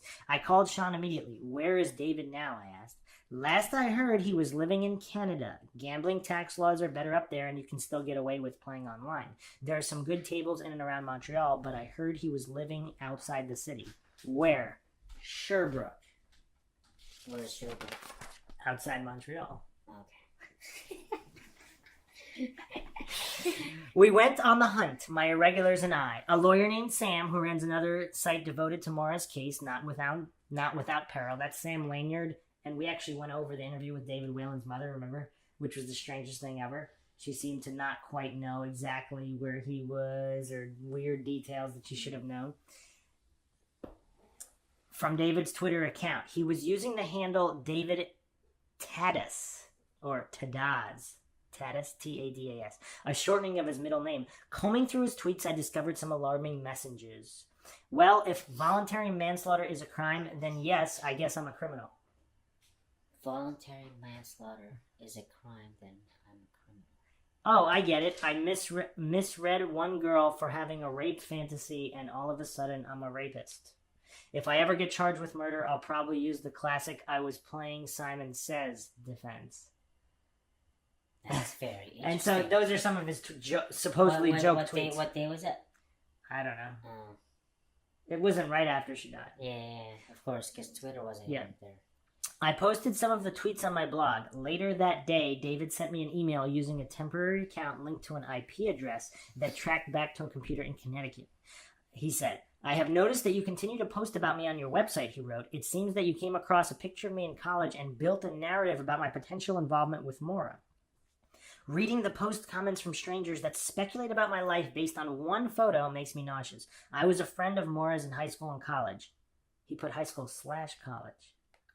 Interesting. We weren't particularly close, but we did share some friends in common. This is the beginning and end of any useful information I can provide. I have a weird, silly, and yes, sometimes dark sense of humor. It horrifies me that someone would pour through 3 years of tweets, cherry-pick the weird, disturbing ones, and use those to try to paint a portrait about me. In a follow-up email, David said the photograph was taken just after New Year's. He had been with Maura and her high school friends at a house in Goshen, New Hampshire for the night. It was the same house the police were so interested in when she disappeared. The perfect place to lay low. So, what do we think of David Whalen? I don't know, not that interesting. And you obviously have no recollection of the interview with his mother, which is absolutely bizarre. But, what do you think, Johnny? Or Maxwell, do you want to ask that question? What do you think, Johnny? Maxwell, what do you think? Nobody's interested in David Whalen. The only thing I thought that was kind of strange was that if James Renner's telling the truth about that Sean card player who's saying that he's living in the area that Maura was cited, because we talked about this in the James Renner episode, the one at the end of the episode where you asked who's James Renner, after doing the whole episode and talking about him on multiple podcasts. But, so she was cited there by, like, I think multiple people. Huh. So that's the only weird, super weird connection, so... But again, still doesn't explain all the other strangeness. So, moving on to the police persons of interest in Amherst. So, we have Officer Mark Ruddock, Amherst PD. So, this is the responding officer to the Toyota car crash, the Corolla car crash in Hadley the night after the party. A Toyota Corolla leaves UMass Amherst at approximately 2:45 a.m. Sunday, February 8th, 2004, and speeds along west on North Hadley Road toward the stop sign at the T intersection of North Hadley Road and Roosevelt Street in Hadley, Massachusetts. The driver, originally intending to make a right turn on Roosevelt, looks left, sees no headlights, and continues past the stop line. The Corolla begins the right turn, but almost immediately the driver turns south towards Russell Street. But it's too late to negotiate the sudden change of direction. The Corolla crashes into the guardrail on the west side of Roosevelt, damaging the passenger side of the car. At 3:33 a.m., that's a strange number, Hadley police officer Mark Ruddock arrives at the crash scene. No citation is issued. No arrest is made. The cause of the crash is described as driver inattention. The driver is listed as Maura Murray, a nursing student at the nearby University of Massachusetts. So supposedly, Ruddock didn't even tell Scarinza or the New Hampshire State Police why Maura wasn't arrested for DUI. Who's Scarinza, Maxwell? That's the cop, right? Who's the Oh, lead the investigator chief of the state police? Of the state police. So anyway, now this is from Alden Olson's blog. Do you know who Alden Olson is, Maxwell? That's the crazy dude that made that video for her anniversary. Yeah, but he was probably taunting James Renner with that video. Who's James Renner? Do you still know who James Renner is? The big blogger, the biggest blogger of the Maura Murray. Well, He he's wrote a book. He's a true crime journalist and writer, yeah. Yeah. So, okay, so from Alden Olson's blog, Almost 8 years after Petri Vassi was hit, Lieutenant John Scarinza, now retired, but the original New Hampshire State Police lead investigator on the Maura case, still was not told why Maura wasn't arrested for drunk driving at the scene of the Hadley Corolla crash. Isn't that what Scarinza is saying? That he, Scarinza, knew about the Corolla crash, that he had every reason to believe Maura could have been arrested, but wasn't, mysteriously, and for some reason New Hampshire State Police was never told why. Isn't that what Scarinza is really telling Renner here? That New Hampshire State Police was kept in the dark by Hadley, UMass, Amherst Police. That he knows someone intervened at the Corolla crash, but New Hampshire State Police was never told why. Scarinza is no rookie and no dummy. He knows everything about talking to journalists, has for years. So was withholding information like this from New Hampshire State Police, the agency most responsible for finding Maura Murray, some kind of new technique used by Amherst Police to investigate the Vassi hit and run? Just dump it in New Hampshire's lap and hope Maura magically returns. How did a potential fugitive from Massachusetts in one day turn into a missing persons in New Hampshire? How exactly did the Vassi investigation so quickly morph into yet another example of missing white woman syndrome? Also from his blog, in his now archived or deleted blog post of January 8, 2012, James Renner quoted then lead investigator, Lieutenant John Scarinza, now retired, of the New Hampshire State Police. That Saturday, February 7, 2004, Fred Murray appeared in Amherst. They went out drinking, her and her father and her friend being Kate, who he doesn't mention here. Father goes back to the hotel. Maura has his car. Gets in an accident. Why doesn't she get arrested then is beyond me. Arrested for what? Operating under, presumably. Fred Murray's statement, dated February 22nd, 2004, to UMass Police Department that includes this about the Corolla crash. I asked her if she got a ticket and she said no. I told her she was lucky that she didn't get a ticket for drunk driving. She told me she hadn't had a drink in a while and was okay. There is no insurance coverage for motor vehicles damaged due to operator impairment. When the first private investigator to handle the case from Fred Murray was asked why Officer Mark Ruddock, Hadley PD, allowed Maura to leave the Corolla crash scene unarrested, the PI replied, coulda, shoulda, woulda. In other words, Ruddock could have arrested Maura, should have arrested her, and would have arrested her, but didn't. The PI didn't precisely say why Ruddock didn't arrest Maura, but it was obvious that Maura was drunk at the scene. If the PI knew that Maura was sober, which given his connections to local law enforcement, he presumably did know, then he could have simply said that Maura was sober, but he didn't. It has been stated that Maura drank alcohol in her morning coffee when she visited the Ohio home of her boyfriend's family. Saturday nights in the early part of the semester, before the dread of midterms and finals sets in, are almost at any college one of the most common nights for students to consume relatively large amounts of alcohol. If Maura was driving the Corolla when it crashed, Alden's pretty funny. So he doesn't say she was because we don't know for sure. If Maura was driving the Corolla when it crashed, then surely she had taken that route before and was familiar with the intersection and where to stop. Oh, also, funny to mention, we mentioned this in the Alden Olsen. He worked at the Walmart not far from that crash site in Hadley. Oh, nice. Yeah.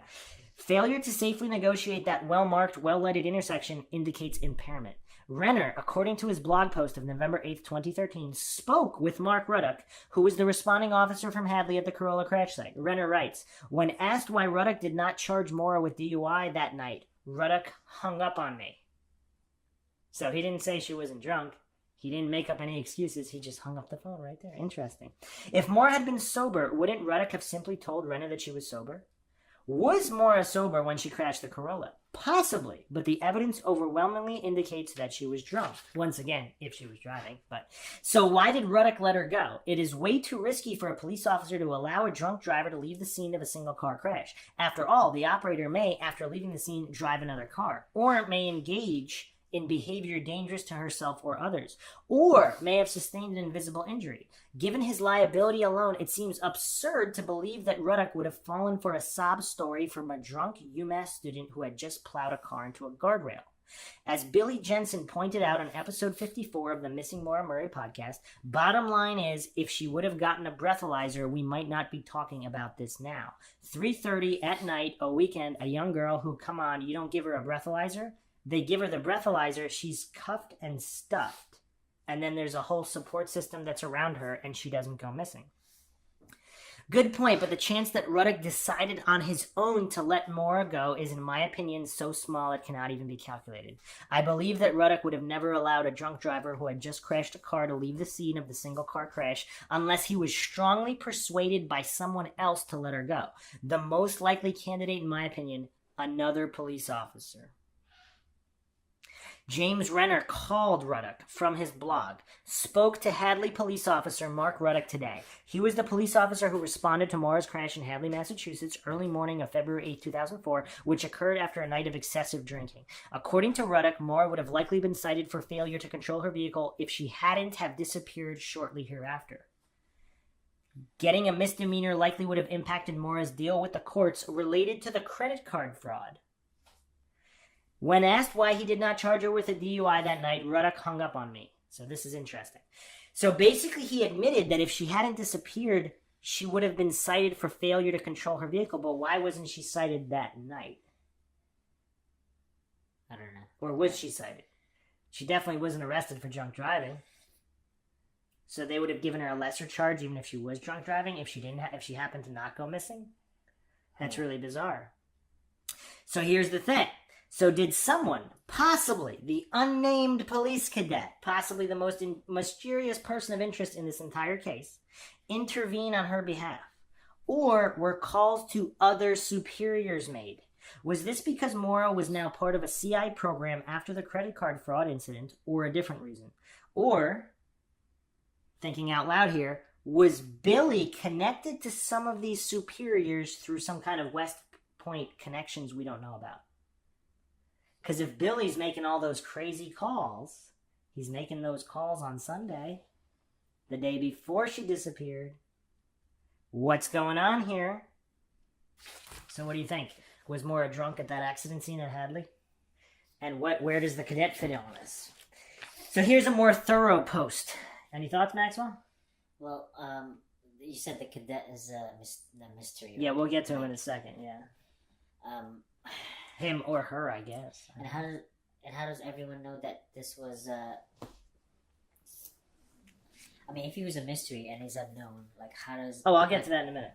Okay. I didn't mean about the cadet. I mean, if you had any thoughts about her drunk driving or Officer Ruddock. It's a big possibility. It's one of the biggest theories that he. Well, actually, this is Renner's. Like she's leaving because she fucked up too many times, and Yes. yeah. So, all right, Johnny? just move on. Any reason why a police officer would not arrest someone for drunk driving if they were driving drunk? Maybe well, sometimes I don't know. Sometimes, like she was really cute and pretty, and I don't know. That could happen. Cops Okay. Can get soft like that. Some cops, like especially if it's a new cadet. Okay. Like if you're a new cop and you're like oh my god, I don't know, you're just in this new job and then Okay, here's a more thorough post, November 14th, 2013. Mark Ruddock, Maura Murray, and Hadley Police Department. On November 8th, 2013, Ohio writer James Renner posted on his blog the following, which can be found at, and the URL from his blog. So that's what I just read before, where Ruddock hung up on him. So this is Alden Olson. Below is purely my opinion. It is a virtual certainty that if Maura Murray was the uninjured drunk operator of a motor vehicle involved in a single-car crash, Hadley police officer Mark Ruddock would have arrested her. The risk associated with not arresting a drunk driver is too great. For example, what if a drunk driver, especially one who had already crashed a car, is let go by the responding officer only to drive another car and crash that one too? What if someone gets hurt? What if a drunk driver allowed to leave the scene of a crash becomes suicidal or a danger to someone else? Ruddock would have certainly scrutinized Maura very closely. It was very late Saturday night, about 3:30 a.m. Sunday morning. Maura was 21 years old. She lived in and appeared to have just traveled from nearby dorms, an area known for student drinking since its construction. She had crashed a car at a well-marked, well-lighted intersection. There is no way under normal circumstances that Ruddock or any other cop would allow a drunk driver to leave a crash scene, no matter what the operator's excuse is, no matter how pretty she is. There are only two possibilities here. One, Maura was sober, in which case Ruddock would have truthfully told Renner that Maura was not drunk, no arrest necessary. Instead, Ruddock hung up on the phone when asked why Maura was not arrested that night. Two, Maura was drunk, in which case the only reason Ruddock would have not arrested her is that a third party persuaded Ruddock to let Maura go. The third party was probably known to both Ruddock and Murray. But if Ruddock let Murray go because a third party intervened, Ruddock, unless another event occurred subsequent to the Corolla crash, well, that's actually a good point. I just had a thought. What if another emergency was happening right at the same time? And he had to leave. I mean, that's not cited in his police report, though. So, yeah. Unless Ruddock is not on the up and up and he's involved in something shady, and that came up. But also probably unlikely. But if Ruddock let Murray go because a third party intervened, Ruddock, unless another event occurred subsequent to the Corolla crash, would have continued the friction that he let Murray go because she was sober, in which case he would have answered Renner's question. The most likely reason Ruddock hung up on Renner is that Ruddock changed his story at some point after the crash and claimed, presumably under questioning by law enforcement, that he allowed a drunk driver to leave the scene of a single car crash, which is a curious thing to do, but apparently more attractive to Ruddock than his continuing to maintain that Maura was sober.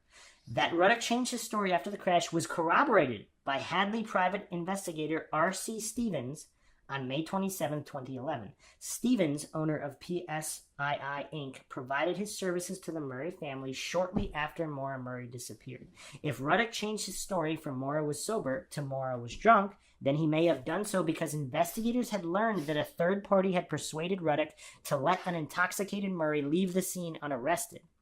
Or perhaps investigators had come to believe that the Corolla crash was deliberately caused by a sober driver. Obviously, it was possible to get Maura Murray's version of what happened, but there has been a strong reaction to outside interest in the Hadley Corolla crash. Because obviously some of the other options, I think we discussed these, were that if Maura was fleeing from somebody, possibly from the party, she could have crashed because of another vehicle. Or someone was in the car with her and she could have crashed because of that person for whatever reason. Or something happened and she was trying to get to her father's hotel room as fast as possible. But the timeline for that's a little skewed too, and we'll get into that. Because there's some time missing from when she's leaving the dorm to get to her father's hotel. But here's the question. Some other questions about Renner's conversation with Ruddock. Who initiated contact between Renner and Ruddock?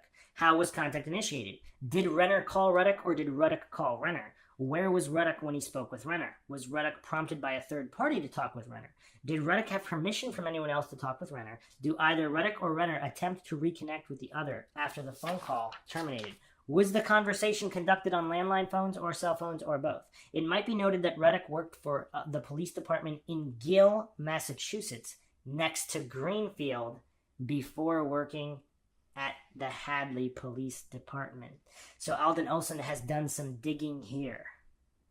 And we will discuss why that's relevant later.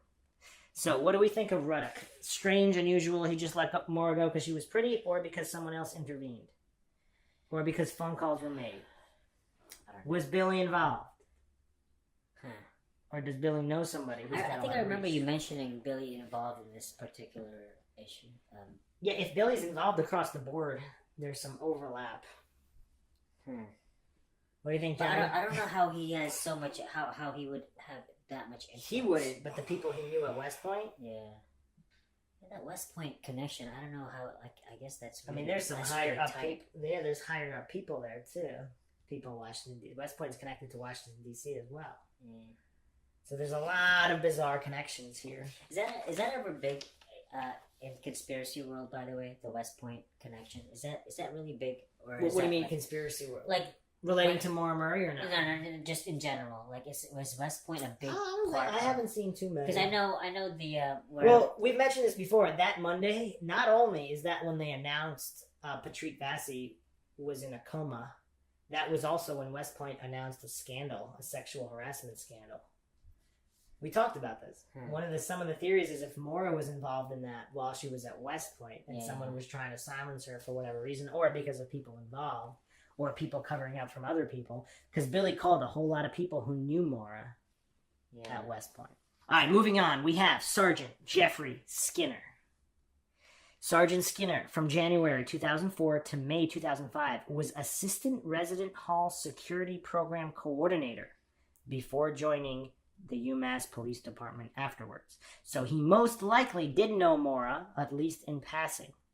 He also happened to be the one who issued Alden Olson a no trespassing order for inquiring about parking at UMass. Because Alden Olson actually went to investigate at UMass. You remember this? This is on the Alden Olson podcast.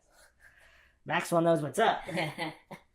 So, from Alden's blog, during the summer of 2008, not long after the vandalism incident, I visited the southwest residential area of UMass to get the overall lay of the land.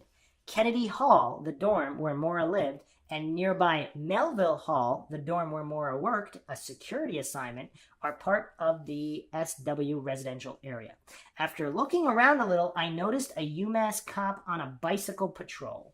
I showed the officer, Jeffrey Skinner, a folded over photo of the Saturn, revealing only the UMass parking sticker on the left rear passenger window. I said nothing to Skinner about Maura Murray or the car's identity. I asked him what lot the vehicle had been assigned. He said the permit was for lot 12. I also asked him where students and or the general public were usually allowed to park within most of the Southwest cluster itself after business hours. Evenings, overnights, weekends, holidays, etc., regardless of the parking lot to which they were assigned, if any. At this point, Skinner appeared evasive and defensive. He seemed clearly disinclined to answer the question. A couple of days later, Skinner, to my complete astonishment, appeared at my home with a no trespass order for me. By the way, he has this on video. Alden has this on video of Skinner appearing and showing me the no trespass order. Kidding. Wow. Officer Skinner, his right foot on doorstep, about to serve the no trespass order. That's his caption for the photograph video. I asked Skinner why he was serving it. There had been no problem when I politely talked to him only a couple of days earlier. Why not just tell me what was going on? But Skinner refused to answer my question, saying only that the order reflected his professional judgment. Beyond that, he refused to specify. But the order was clearly Skinner's idea. It's hard to believe Skinner and whoever else may have approved the order barred me from the UMass campus merely because I asked a couple questions about parking regulations and a long-expired parking permit. Why, I wonder, had Skinner sought to ban me specifically from UMass? Were other campus visitors with an interest in the case treated to no trespass orders too? Or was I on some kind of watch list?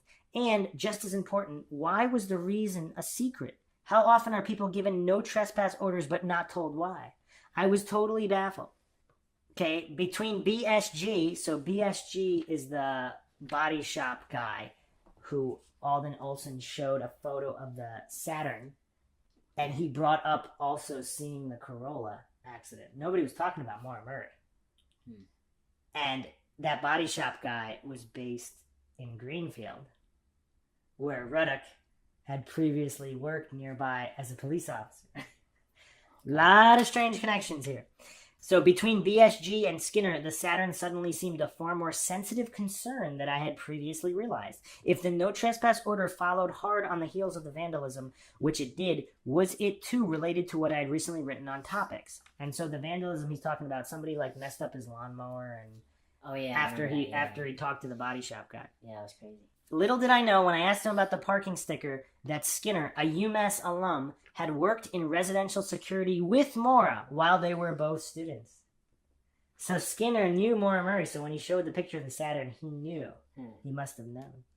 In other words, Maura Murray, Jeffrey Skinner, and the unidentified cadet mentioned in the Missing Maura Murray podcast might have known one another maybe quite well. After all, they worked together. Yet one more message. Hard to believe otherwise when it was tacitly approved by Northwestern District Attorney Office in Northampton, Massachusetts. Added October 22nd, 2017, just before Skinner showed up, a man and a woman traveling in a red pickup truck parked it down the street a couple houses. They walked fast or nearly ran up my driveway. They went around the side of the house and into my backyard near where the vandalism had occurred. When they left as quickly as they had come, the woman wore a headscarf.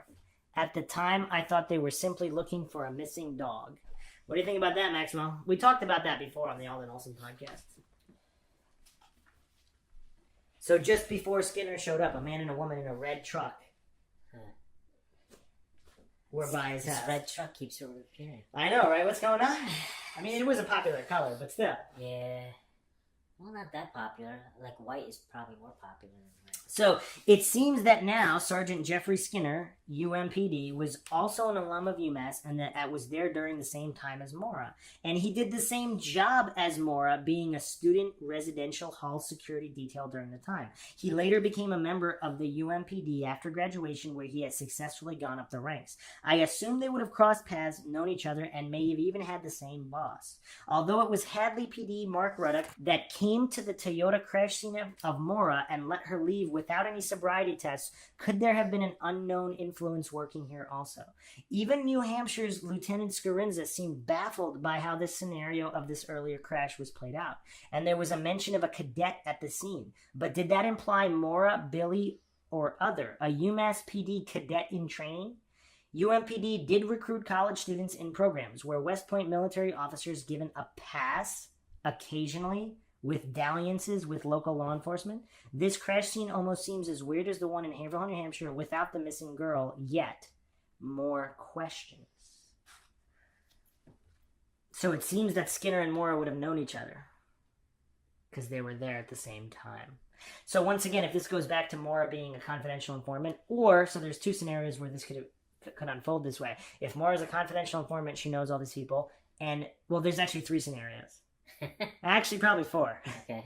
So if Maura's a confidential informant and all of these people involved in campus security are running some kind of drug scam and they're involved, so she would have to report on them while pretending to be their friend. That's a weird situation. If Are they you find alone it. in this theory? The drug thing? I don't I'm know. just curious. How should I know? Oh, no. Well, no. What I mean is, like, has anyone ever mentioned it on They forums? just mentioned that there could be drug connection. I mean, couldn't there? Okay, There could always okay. be drug connection. No, but as far as, like, the security Specificity? people, yeah. I don't know. I'm I'm just just thinking curious, out like, loud. sometimes, because you've done a lot of research, I'm just curious Yeah. if it's, like, a... I'm just a thinking common out. thing. I'm just thinking out loud. No, it's If good. I her like fellow- it. I'm yeah, just yeah. saying I like it. Yeah, I don't it's know if interesting. anybody else thinks that. If Skinner and like if these UMass police cadets or officers, if they're involved in something illegal, Maura is a CI, so her job would be to report them. Yeah. But if their superior was also involved, what would they do? Get rid of Maura? Would that justify the police conspiracy in both Hadley and Haverhill? Because why would Haverhill go along with that? It seems more likely that there's some kind of West Point influence. Right? Because that could influence both. Or FBI influence. That's what I was saying with the West Point thing. There's some overlay. There could be some crazy overlay. So the other scenarios are she's a CI and she's involved with the drug ring herself. Yeah. So she's pretending to be a real CI, and then the other officers are also, if they're also involved in a drug thing, they're all involved together. And something goes wrong, whatever. So there could be a million different situations. Or she's not involved with the drugs, they're not involved with the drugs, and she's still a CI, and then someone else finds out about it. Or just one of the cadets or UMass PD is involved. The other ones aren't. And they don't believe her if she turns them in or whatever. They think she's in whatever. There's all these various scenarios. Or she's not a CI and she's just involved in the drug thing with the UMass PD. Or she's not a CI and she's not involved, but they are. And then she finds out about it and they get rid of her. Now, why wouldn't they cite her? Because she's friends with him at the time and something doesn't go wrong until later. Or there's other things that we're missing. So John Smith posted this comment. I'm wondering if it's possible that the Saturn was parked much closer to where Maura was working that evening, and that is why Sergeant Skinner was upset when confronted by Alden Olson. This could possibly mean there was a connection between Skinner and the Vassi hit and run. And does this all connect to the Domino's Pizza Place ring? Remember we talked about that? So John Smith is saying that the parking situation might have been different. And that's why he got crazy. So, does this, with the drug thing, so supposedly it could be connected to the Domino's Pizza Place where the credit card numbers were used, but after that whole situation with the police, she still called that place after closing time. She's calling that place at like 3:40 a.m. So is someone there part of the drug ring, and how is UMass police involved? And more. And is that the reason for all the silence? Because there's some kind of weird ring. Now, remember Whitey Bulger, What about him? the mafia guy? So his brother was the dean of UMass. We talked about this. Okay. So if there was a drug thing going on with his brother, were all these guys involved, did she find out? And it's all being covered up because he's got some high up connections. Okay. What do you think? I don't know. So we definitely have... So Skinner is definitely a person of interest that needs further examining. And that, I mean, if the FBI investigated this whole thing, they can get to the bottom of it if they weren't involved as well. So we don't know. So, okay, next person of interest, Officer Chip Thrasher. So like that name. Chip Thrasher was apparently a lieutenant with the UMass PD when Maura went missing. So this was posted on Facebook after Oxygen aired the disappearance of Maura Murray episode 1. Believe James Renner. I hope Maura watched in Canada with her husband and kids. He said that? Yes, on Facebook. Wait, what's his, how is he involved again? Chip Thrasher? Yeah. He was a lieutenant with UMass Police Department. He just In said that, 2004. like, just like that? On Facebook, he posted that. So let me expand on him a little bit. So 2 UMass Police Department officers, detectives Chris Thrasher and Brian Davies, and 2 counselors from mental health services visited a junior nursing class, parent-child nursing, on Friday afternoon after she went missing, the end of the week. Joan Cully, administrative director of the Office for the Advancement of Nursing Education, and Eileen Breslin, dean of the School of Nursing, were also present at the meeting. There's also quite a few people with the last names of Skinner and Thrasher, apart from these 2, in and around UMass, in many official positions. Some of the buildings are even named after, like Skinner Hall, and so many coincidences. Where do they all go? So yeah, but what Chip Thrasher posted on Facebook, so he probably knew, he might have known Maura also, because Maura's working security. Yeah. So they probably don't have like 1,000 different police officers at UMass. So it's very possible they knew each other. Maybe not well, or maybe well. We don't know. Who were the males at the party? Was Skinner one of them? Was Thrasher one of them? We don't know. And this party was a small house, right? Because It was a dorm. It was a tiny dorm. Yeah. Unless you believe it was off campus at one of the apartments. We don't even know that for sure. We know nothing for sure. So, but what Chip Thrasher said could be interpreted 2 different ways. I hope Maura watched in Canada with her husband and kids. So that's said 2 ways. One is if he knows that's what's true. Or 2, he's just hoping she's alive. Married with kids. Although it is weird. Because he also said, believe James Renner. As if it's an order. Like as if he's telling the truth. So that's shady. If it was just one or the other comment, it'd be better. But combined together, it really seems like he's insinuating that he knows that she's alive in Canada. Or now if he was involved in some drug thing, or if he just wanted to move it away and they did kill Maura, wouldn't he want to shift interest away from that possibility? Shift it to Canada, shift it to the tandem driver theory. And an even bigger conspiracy angle was James Renner tipped off somehow or led on a wild goose. Was he led to believe that Maura escaped by all these people because something happened at UMass? And he's specifically gone on record saying that the Haverhill Police Department conspiracy theory is completely useless and impossible.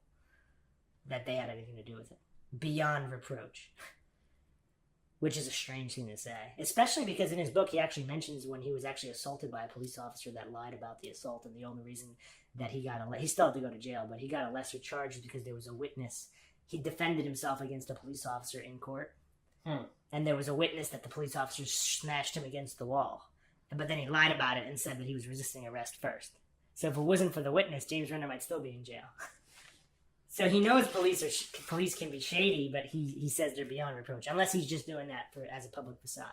But whatever. So that's Chip. That's very interesting. So that's Chip Thrasher. Okay. So the final person of interest, and possibly the most important and mysterious of all, the unnamed UMass police cadet.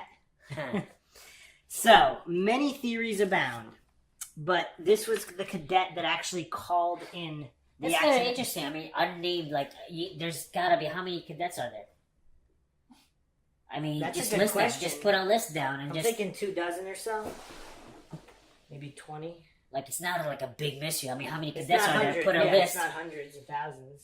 But you still couldn't really find out, could you? Because they would all deny.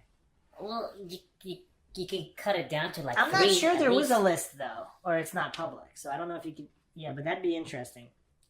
So here's another out there theory. Is the cadet the guy she left the party with? So the cadet was already in the car with her. And he's a cadet, and he's the one that called in the accident. Because Maura didn't have her cell phone. She left it. So Maura did not have her cell phone on her. That's interesting. Or did the cadet just happen to stumble on the scene? Or was he following Maura? Or was he driving the Corolla? Is the cadet the other boyfriend? Or a guy that she was leaving Billy for? We don't know. So this is from Alden Olson's blog. According to the UMass Police Department statement, a UMass police cadet was standing by at the time of the Corolla accident in Hadley, Massachusetts. We've been unable to locate the cadet or hear their account of the incident. I'm not sure what the limitations are on a cadet's duties. However, it seems unlikely that an ongoing cadet would, by him or herself, have responded. And Alden brings up that interesting point: him or herself. Do we know that the cadet is a guy? What if Kate Markopoulos was also a cadet? I don't think she was. I don't know. We don't know anything. Have responded to an off-campus car crash in a neighboring town, even if the driver was a UMass student. So an on-duty cadet responded to an off-campus, because this was off-campus where the car accident crashed. So why would a cadet be there? Off campus. Certainly after having received the report of the crash, it must have crossed the minds of UMPD that the driver may have been impaired, which makes it even less likely that an on-duty cadet would be dispatched to the scene alone. Was the cadet who was referred to in the podcast on duty? Was the cadet accompanying a UMPD officer in a police car? Why was a cadet even at the Corolla car crash in the first place? Okay, so they don't have that many cadets, about 20. Okay. Around 20 cadets. So obviously they could have tracked down this cadet, but UMass either didn't bother or they knew who it was and purposely withheld the information. Right? What are the other It options? couldn't be that hard. It couldn't be that hard who it was. Yeah, because they would know. So they were withholding. Unless, I mean, we could also speculate that police cadet could have quit and disappeared forever. But they still would know the name. Yeah. But they wouldn't release it for another purpose. What if that cadet was involved in something else? What if that something else is the same thing that nobody else wants to talk about? There's a lot of overlaying layers here. But the cadet is like probably one of everybody's a lot of people, the cadet is their number one person to interview. Identify and interview. Was Skinner the cadet? Is that why he doesn't want anybody looking at it? We don't know. All right, so the last thing we're going to talk about is the Iranian connection. So we've discussed this theory before. The landlord of Petri Vassi, who also happened to own an auto repair shop. I remember this. Maura called another auto repair shop where she and Fred may have been looking for a repair shop for the Saturn and not a new car, which just so happened to be owned by the landlord of one of Petri's Iranian friends, where he was waiting for a ride that never showed up the night he was struck. So that was Thursday, February 5th. So there's two Iranian landlords here. One of them was Petri Vassi's landlord. The other, who owned a repair shop, but that's not the repair shop that she called. She called the repair shop of the friend of Petri Vassi's landlord, which is where he was waiting for a ride, never showed up, and then that's when he was hit. Are we still talking? How many coincidences are there here, Maxwell? How many? I don't know. What do you want to do with this information? So Fred arrived the next day on the 6th, coincidentally. Or were Fred and Maura looking to sell the Saturn to the salvage car shop and get rid of it, as they both bought and sold cars at the repair shop, also rumored to be a chop shop of stolen cars, so they wouldn't ask questions. The plot thickens, Maxwell. Chop shop. That's funny. The plot thickens. So this is from Alden Olson's blog, 2012. At 4:13 p.m. on Saturday, February 7th, someone using Maura Murray's phone calls a repair shop an Amherst used car dealer specializing in the sales of damaged and stolen cars, which has its own body shop, is owned by one of these two Iranians who also rents out nearby housing along Southeast Street to area students. Maura Murray was seen visiting a Phillips Street building by an employee of the building's owner. This is a popular party destination, especially for UMass athletes. The small apartment building is located less than a 5-minute walk from Maura Murray's dormitory. Was this where the Saturday night party also was, if it wasn't in Sarah's dorm room? So, what are the chances that all of this has something to do with the Petri Vassi hit and run? And then because we talked about this a little bit, but if she did hit Petri Vassi, or someone she knew hit Petri Vassi using her car, they're looking to repair or sell the car that hit him, and his landlord happens to know him. I mean, that doesn't mean anything automatically. If he doesn't care, if the landlord's some higher up crime guy, he's not really going to care. Petri Vassi was an Albanian, not an Iranian. But not even if he was an Iranian, the guy wouldn't necessarily care unless he was friends with Petri Vassi, or if Petri Vassi was part of some criminal enterprise, which would be another reason he doesn't want to talk about the case, because he doesn't want to talk about the case either. So we don't know.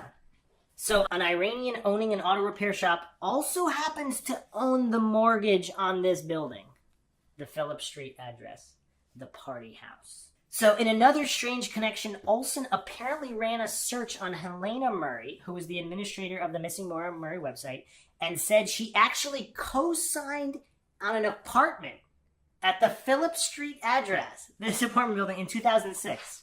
Now it's pretty hard to make anything of that, right? Why would she co-sign an apartment on this building? Maura. Helena Murray. In 2006. Maura went missing in 2004. Yeah, okay. That's owned by this Iranian. Now, okay, let's go a little deeper. Was Hossein Baghdadi, an Iranian, familiar with these people? Where are we at, Maxwell? That's very interesting. Wow, that's crazy. Mind-shocking, is it? Is this mind-shocking? Huh. Is that the most intriguing to you? This whole Iranian situation? Yeah, it seems like it's that, bizarre. the way you reacted to that, it seems like it's the most interesting to you. I don't know. If Hossein Baghdadi knows these people, he's Maura's ex. Yeah. Does she also know these people? Like, what? I don't know what. Like, it's kind of hard to make anything of it. Yeah. It seems too bizarre to all be coincidence, right? How is it possible for all of these layers of coincidence? So there's clearly one big missing piece that we don't have. So the body shop repair guy that Alden Olsen focused on, let's get ready to have your mind shocked even more. So this is a guy that had seen the Saturn he not only saw the Saturn in Haverhill, but he saw the Corolla from the Hadley, Massachusetts crash.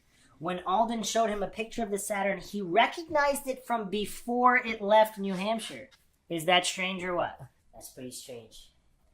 Olsen claimed an auto body repairman near Amherst brings up the damage to the Murray's Corolla after being shown a picture of the Saturn without being given any former background information about the picture, the car, or Maura Murray.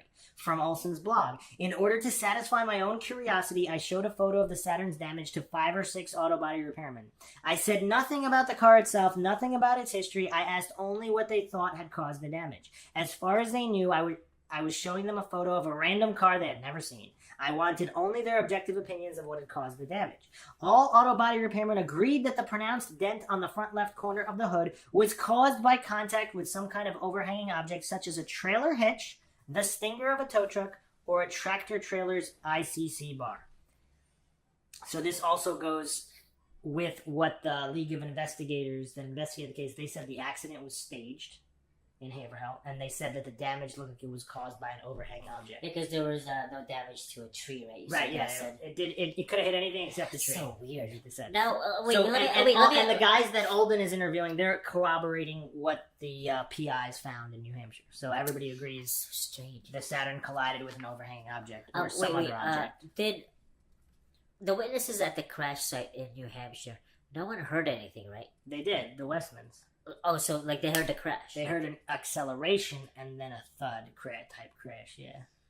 But there's no damage to a tree. No, there's not. So why would they hear that? I don't know. We spent like 10 episodes discussing it. So, BSG, with no prompting whatsoever from me, surprisingly went on to say that he had also seen the Corolla and that the detectives had examined it closely. So if that's true, that's one big bombshell. Why are detectives looking at the Corolla, a totaled car, from just a regular car crash? Why would detectives be looking at that vehicle? So back to Alden Olson, I had mentioned absolutely nothing to him about either the Saturn's history, nor had I mentioned even the existence of a Corolla, any Corolla, or any other car at all. The 96 Saturn, customarily driven by Maura Murray, owned by her father, is seen with extensive body damage by this auto body expert. He sees the damaged Saturn in Amherst area before the vehicle is subsequently found abandoned in Haverhill, New Hampshire on February 9, 2004. He also sees the damaged Corolla and knows that local law enforcement has closely inspected it. So the BSG guy might be the shop manager at a Greenfield body shop. Once again, Greenfield, where Ruddock previously worked nearby as a police officer. So Greenfield is north of Amherst. And the other thing that Olson is alleging here is that the damage to the Saturn could have happened in Massachusetts before it left to New Hampshire. And it was just being abandoned there or staged there. So there's a 4:13 p.m. Saturday call from Maura's phone to the Iranian repair shop. And people say that's proof of Fred and Maura looking for a car. But we don't know what they were doing because they could have just been trying to fix the Saturn or sell the Saturn. What's the $4,000 for if they were trying to sell it? Or maybe it was to buy a car. Maybe if they sold the Saturn, they were planning to buy a new one. We really don't know what was going on. So, if the Saturn... Here's the weird thing. If the Saturn was involved in the hit and run, would they take it to a shop right where near where the accident occurred? And the owner of that shop could have been a friend or a friend of a friend. So, these are all of Alden's connections. February 5th, 2004.